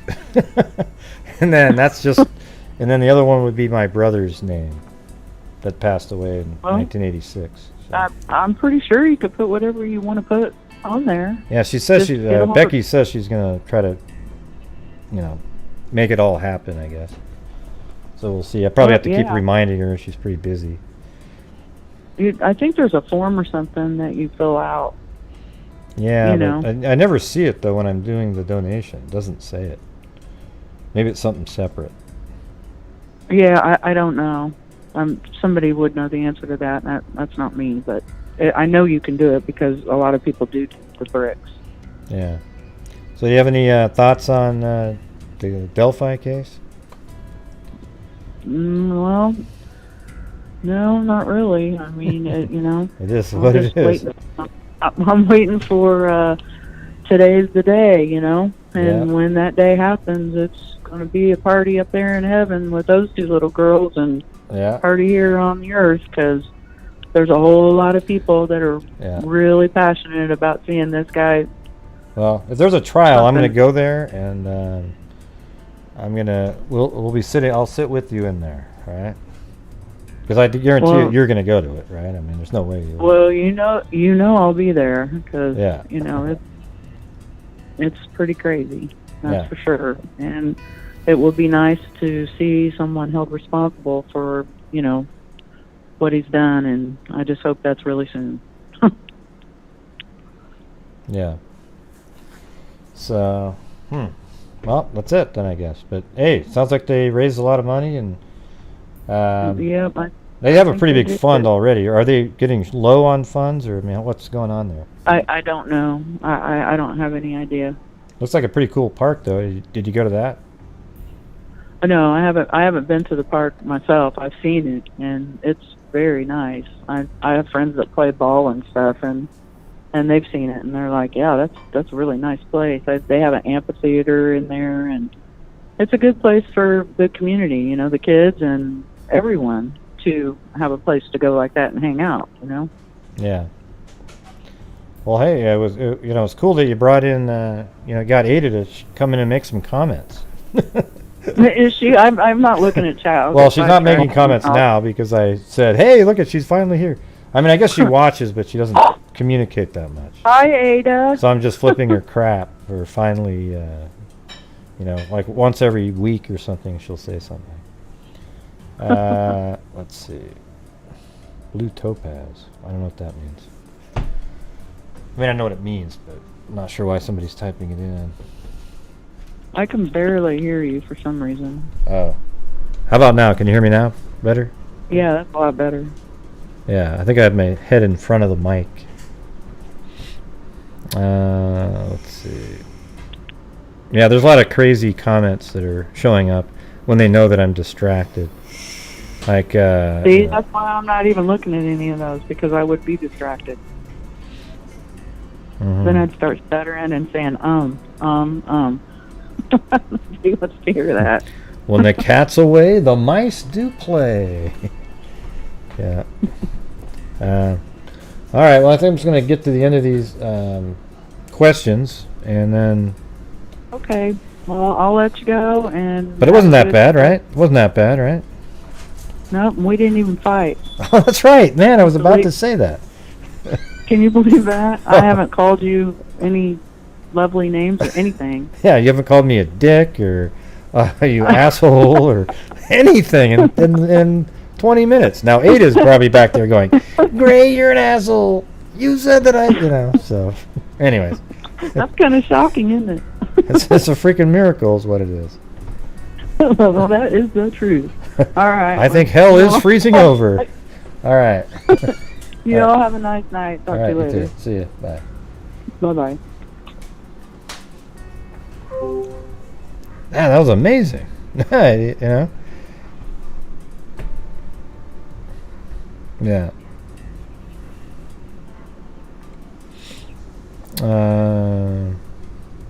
You like that one? I think I have a couple more questions here. I'm not taking any more calls, so I'm gonna turn off the meeting.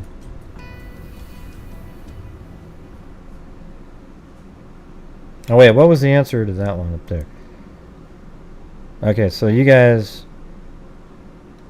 all think, most of you think that he looks just like a regular guy and people will be shocked. Yep, okay. That was one of the strongest yeses, or either way, for the entire time. Yeah, what does that even mean, Paul Mannion? Like, you haven't made one comment. Hey, look at it. This guy named Paul Mannion here, the wacko, comes in and says, colostomy!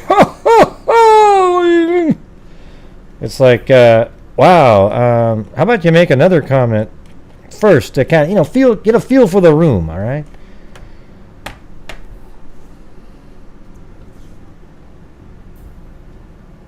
Oh yeah, and then let's see. This one's kind of long though. Well, I'm just gonna have to say it out loud. It says, this is one I think Angela Vincent did, but it says, I've heard that serial killer. I have this all in a text file, so it's not in where you guys put it. I've heard that serial killers are usually addicted to porn, in particular violent porn. Is that likely to be part of the profile that has not been released? I don't know. It seems like a lot of the sexual predators must like some sort of porn.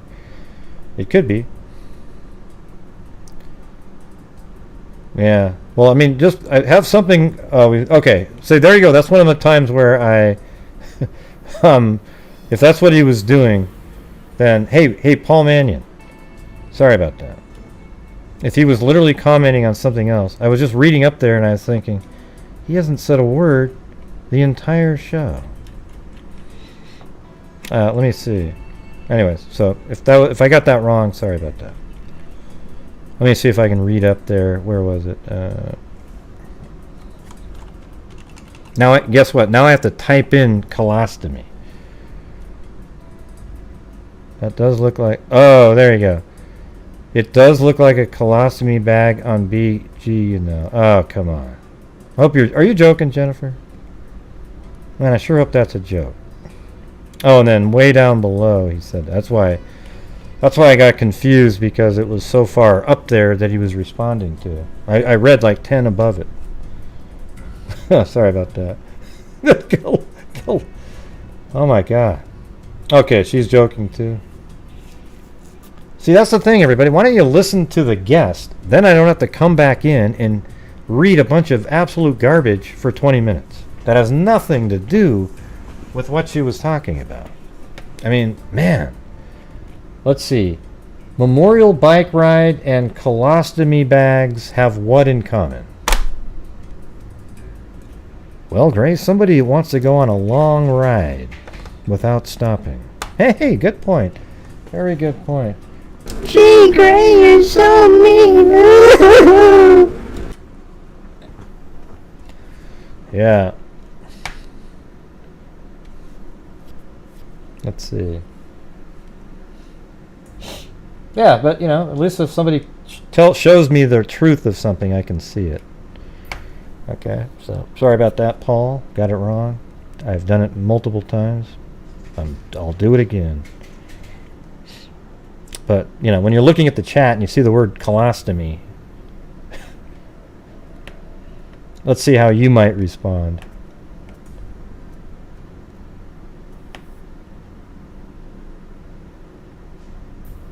Yeah, you can just step over him. You don't have to jump. You can step over him.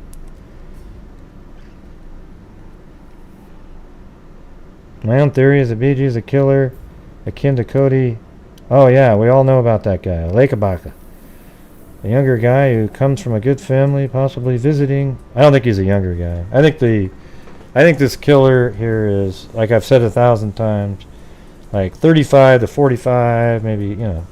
He doesn't look like he's 18 at all in that video that we were just looking at.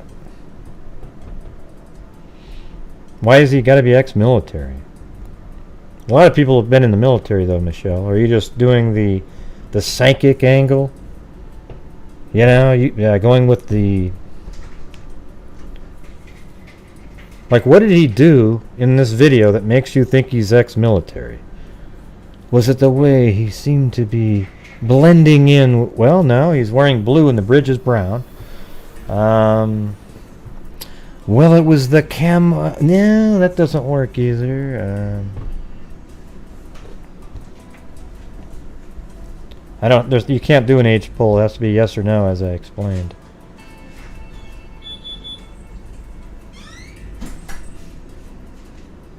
Is he between the ages of 2 and 79? Yes or no?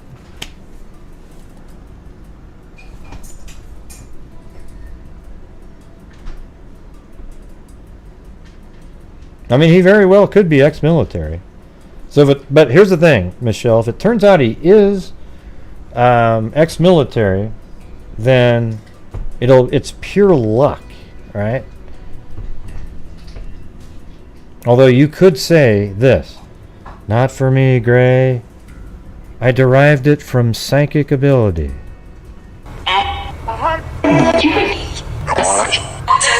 Military. He said military. Military. Military. Yeah. You got it? Look, you guys are making me go crazy here, all right?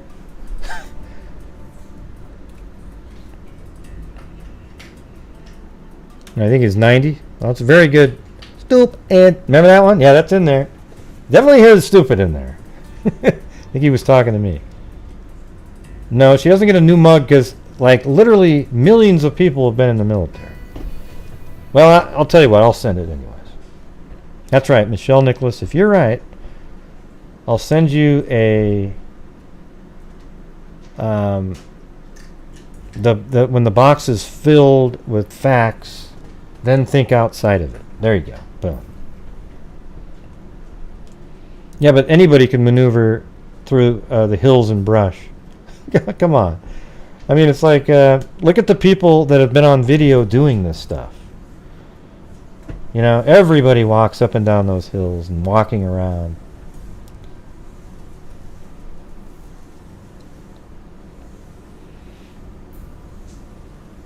I'm not going to do a poll on it.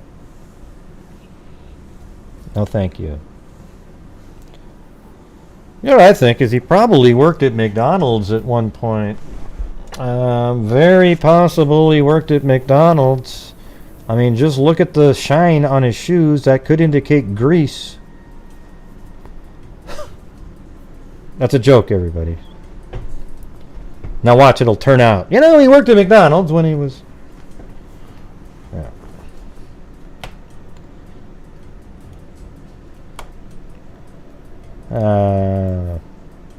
He walks way too carefully to be a young person.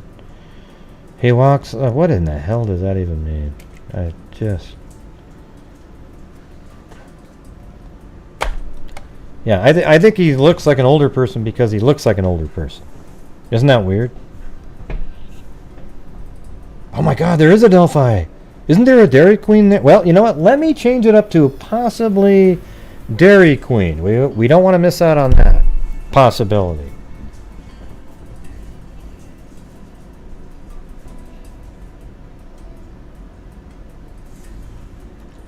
Gray is so mean.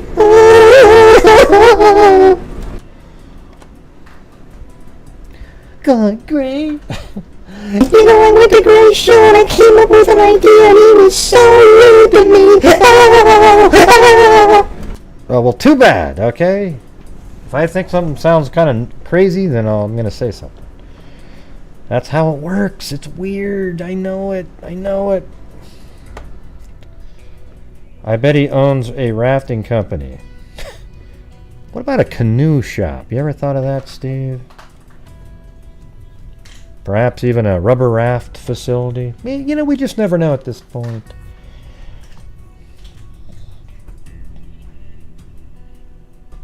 Oh, I should.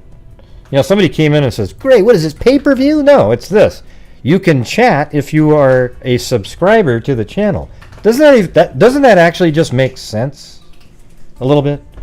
Like, you're a subscriber, and now you can chat with everybody else. You don't have to be a channel member to chat. You just have to be a subscriber to chat. Why do I want to listen to some, you know, a person that's got a high likelihood of being a troll, just randomly throwing out garbage? And, but here's what you can do. You can subscribe, make your comment, and unsubscribe, and that's cool. Right? Of course, I'm going to set it up where you have to be a subscriber for an hour, then you can comment. Yeah, members, I can do that for some shows too, but I think it need at least a subscriber, for sure, right? And what are we up to right now? Do we have at least 300 and what do we got?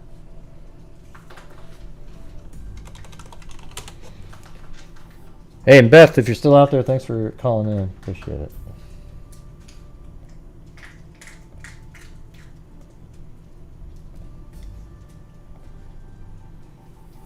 And see, look at all the...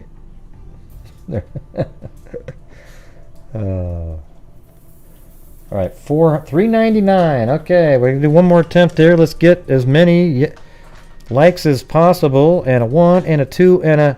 I'm fired out of it, and hit the like button, hit the like button, hit the like button, hit the like button, hit the like button, hit the like button, hit the like button, 25, 30, 35, 40, hit that like button, 20, 30, 40, 50, 65, 70, 75, 80, hit that like button. 30, now 5, I'm 30. Hey, got it to 408.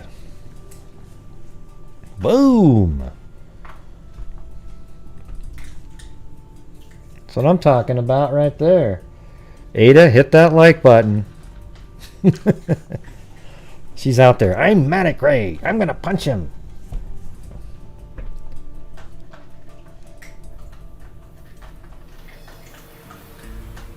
You fear that segment? All right. Well, thanks everybody. Oh, there it is. See that? She loves Beth, but not me. That's so mean. See that? That's some mean shit right there. You were number 400, Christine? All right. High five. High five. So mean. Gosh, Ada, you're so mean. The girly outcome. He's never been anything but nice to you. Yeah, good point there, Mary Lou. Thank you. I haven't been around long enough to know the answer. I haven't been around long enough to know if Gray's been nice to anybody. Then why the hell are you talking? Good point. Yeah. Weird, huh?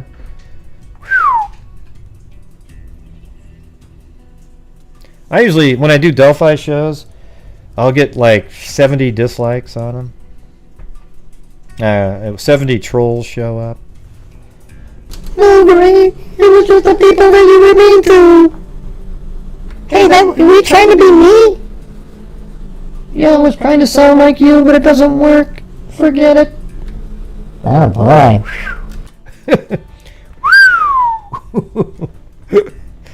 Wild, huh? Thank you, Christine Falk.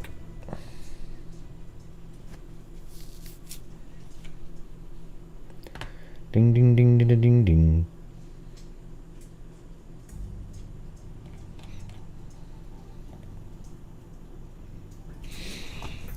All right. Well, anyways, I think I'm about done. 3 hours. Whoa! I can't believe it. 3 hours and 51 minutes. You got to be kidding me. Man, I'm a sucker. Let me see. Do I got anything else? Yeah. Oh wait, let's get the answer. What was the final? Yeah. So most people thought that. What about the addiction to porn question? What was the answer to that? I didn't get the results. I didn't see what it said. I think most people said yeah, right? Hey, thanks. Kathy Friday Maker, Olivia Lamb, Christine Folk.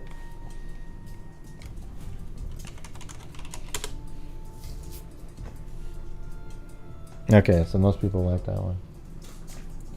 All right, well, thank you all for contributing. It was in the members only section on the community section. The reason it's that way is because most of, I would say 99.9% of all the channel members are rational thinkers. But if I had made that available to the public, there would have been all kinds of crazy, nonsensical questions. You know, the weird ones where it's just, you know, Gray, do you think it's possible that was... Wait, hold on. Wait, I think... What the hell? Somebody's calling in. Hey, Gray, I had another question for you. Do you think that he was carrying an oxygen tank with him? No. Well, can you give me a little bit longer answer than that? No. Gosh, Gray, you're so mean. See? And that's what I'm talking about. We would probably get these kind of questions. Do you think it was an oxygen tank, or do you think it was a, you know, what was it? What are the other ones? Oh, yeah, the GoPro camera, the oxygen tank, the paddle down his leg, if you can believe that. Like, he's literally walking with a freaking oar in his leg. Are you kidding me? Oh, God. Give me a break.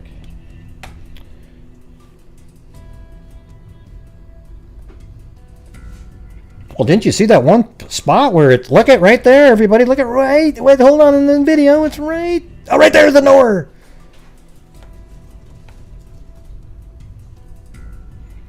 Hey, thanks, CC. Yeah. Well, I'm going to end the show here in a minute, so you'll be able to see it. Oh, yeah, the puppy in his jacket. Forgot that one.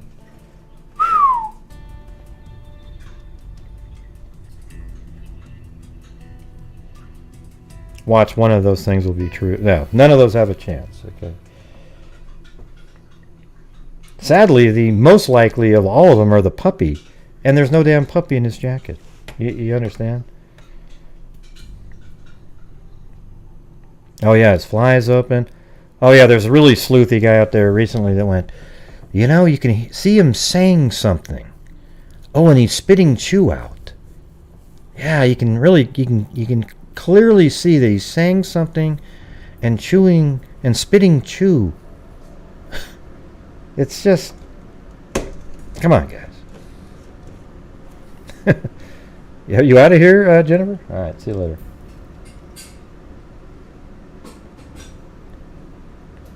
Oh, and smoking. Remember that dumbass shit? Oh, he's smoking. Yeah, the cigarette just... He's just walking with his hands in his pocket with the cigarette way out like this. Like just... He's just...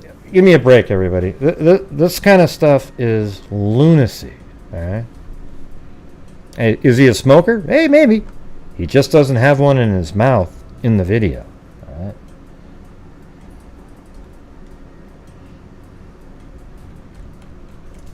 Well, don't be too sure, Gray. He may have a pack of Pall Malls. Those suckers are pretty long. He's got one that... Yeah. Thank you, Susie Heath. Thank you to Michelle Nicholas, Kathy Freidenmaker, Angela Vincent, Leo JP, Lynette Burns, Allie Cake, Lori Grant, Jessica Schubach, John France, Chasing Truth, Quietly Frozen. Alright, let me get some... I gotta do this.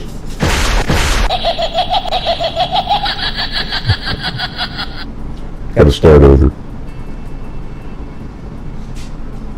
Michelle Nicholas,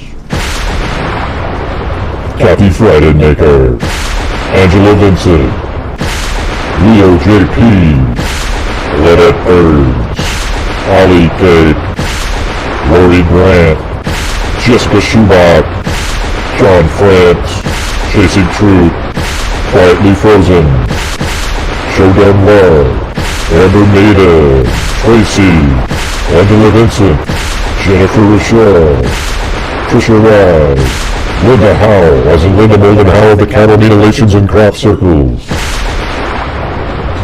Be Kind, Mary Clark, Kathy Freidenmaker, Abby Sewell, Quietly Frozen, Connie Lee, Laura Nelson, Julian Pearson, D&K Rec, Tracy, It's Chris, Sarah Smile, Kristen Kier, Logical Contradiction, Rita Schaefer, Cindy Lian, Miss Marple, Confused Soul, D&K Rec, Raven 187, Chris Petrie, Women of Steel, Scott Holland, Chirp Guy, Kentucky Chirp Guy, Kentucky, or D&K Rep, Beholder, Sherlock Hemlock, Christine Falk, Olivia Lamb, Kathy Freidenmaker, Angela Vincent, Unprogram the Mind, CC, and Susie Heath.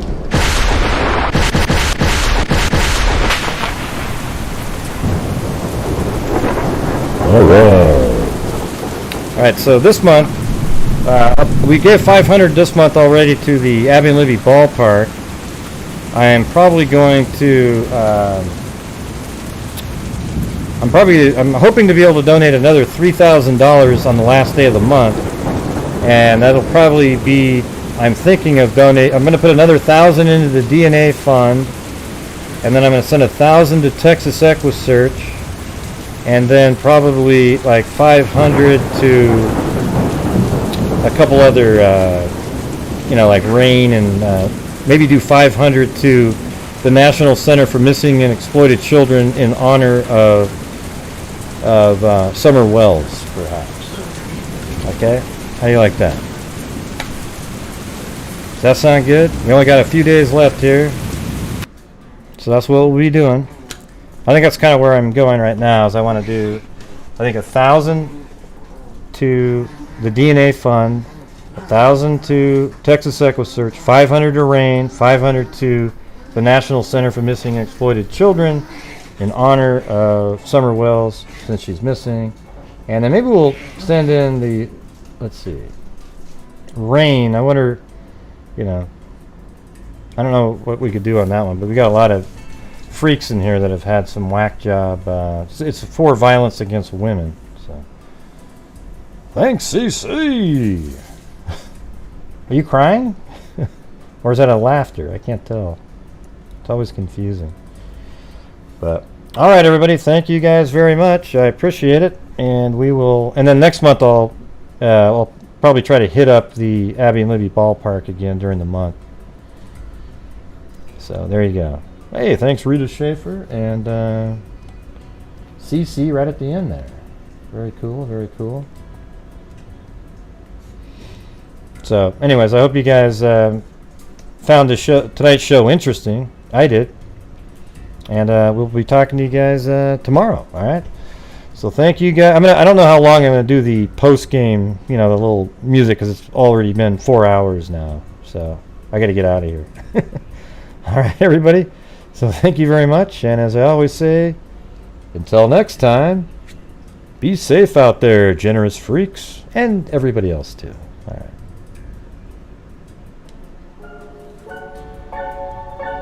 Yeah, I've been doing this true crime thing for quite a while now. And during this whole time, I have not seen one person that is a crime dissector. Click reject. I'm a certified human lie detector. Gonna get ya. I'll sketch ya. If you try and play me like an old projector.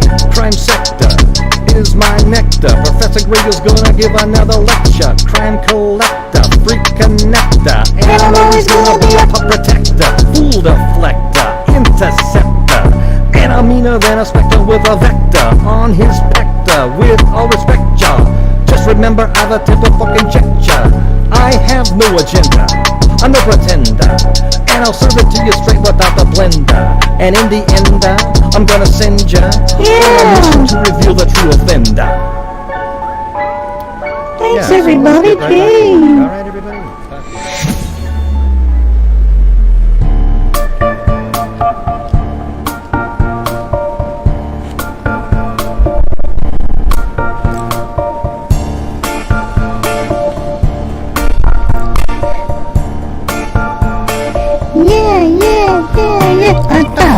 Tolerate and listen as a black woman's brand new invention. Something rather holding tightly, flows like a harpoon daily and nightly. Will it ever stop, y'all? I don't know. Turn off the lights and I'll glow to the extreme. I'm like a mic, like a vandal, light up the stage and let the tongue like a candle dance. Cause as big as a boom, killing your brain like a poisonous mushroom, deadly. When I play a big melody, anything less than the best is a phony lyric that I gain weight. Petty hit rolls that a kid don't play. If there was a problem, yo, I'll solve it. Check out the hook where my DJ revolves it.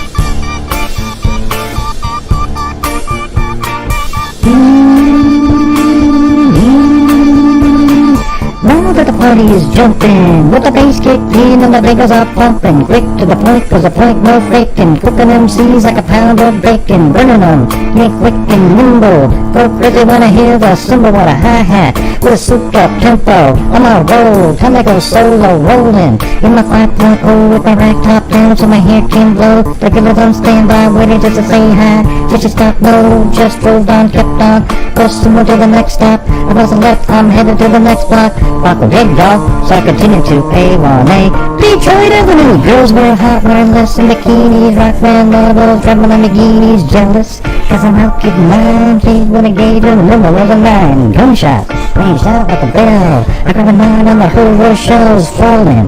On the concrete, real fast, jumped in my car. Slammed on the gas, bumper, avenues packed. Time to get away from the tractor's jack. Please wanna see, you know what I mean? Just me up, confirm where the dope. Sit there with a problem, yo, I'll solve it. Check out the hook where my DJ revolves it. Ding, ding, ding, ding.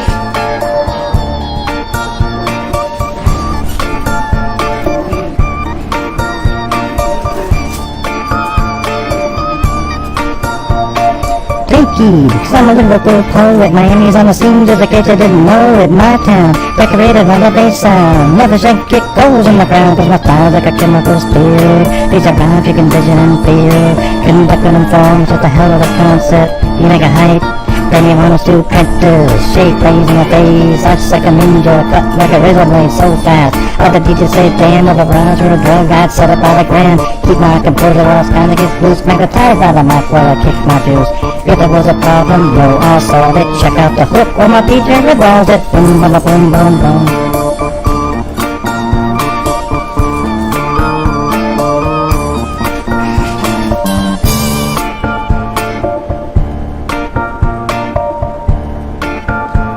That was pretty good, Mary Lou. I know, Timmy, I know.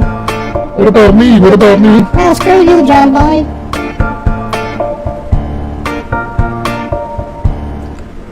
Word to your mother. Word to your mother. Wow. Haven't heard that one in a long time. All right, everybody. We'll see you guys tomorrow. Thank you for showing up tonight. And as I always say, everybody, be safe out there. Yeah, be safe, everybody. Yay! You have to let me say something. God, great, it's so mean. Oh. See, I think she went on overdrive right there. She got a little nuts, so I had to cut her off. All right, everybody. We'll see you guys tomorrow. Be safe out there.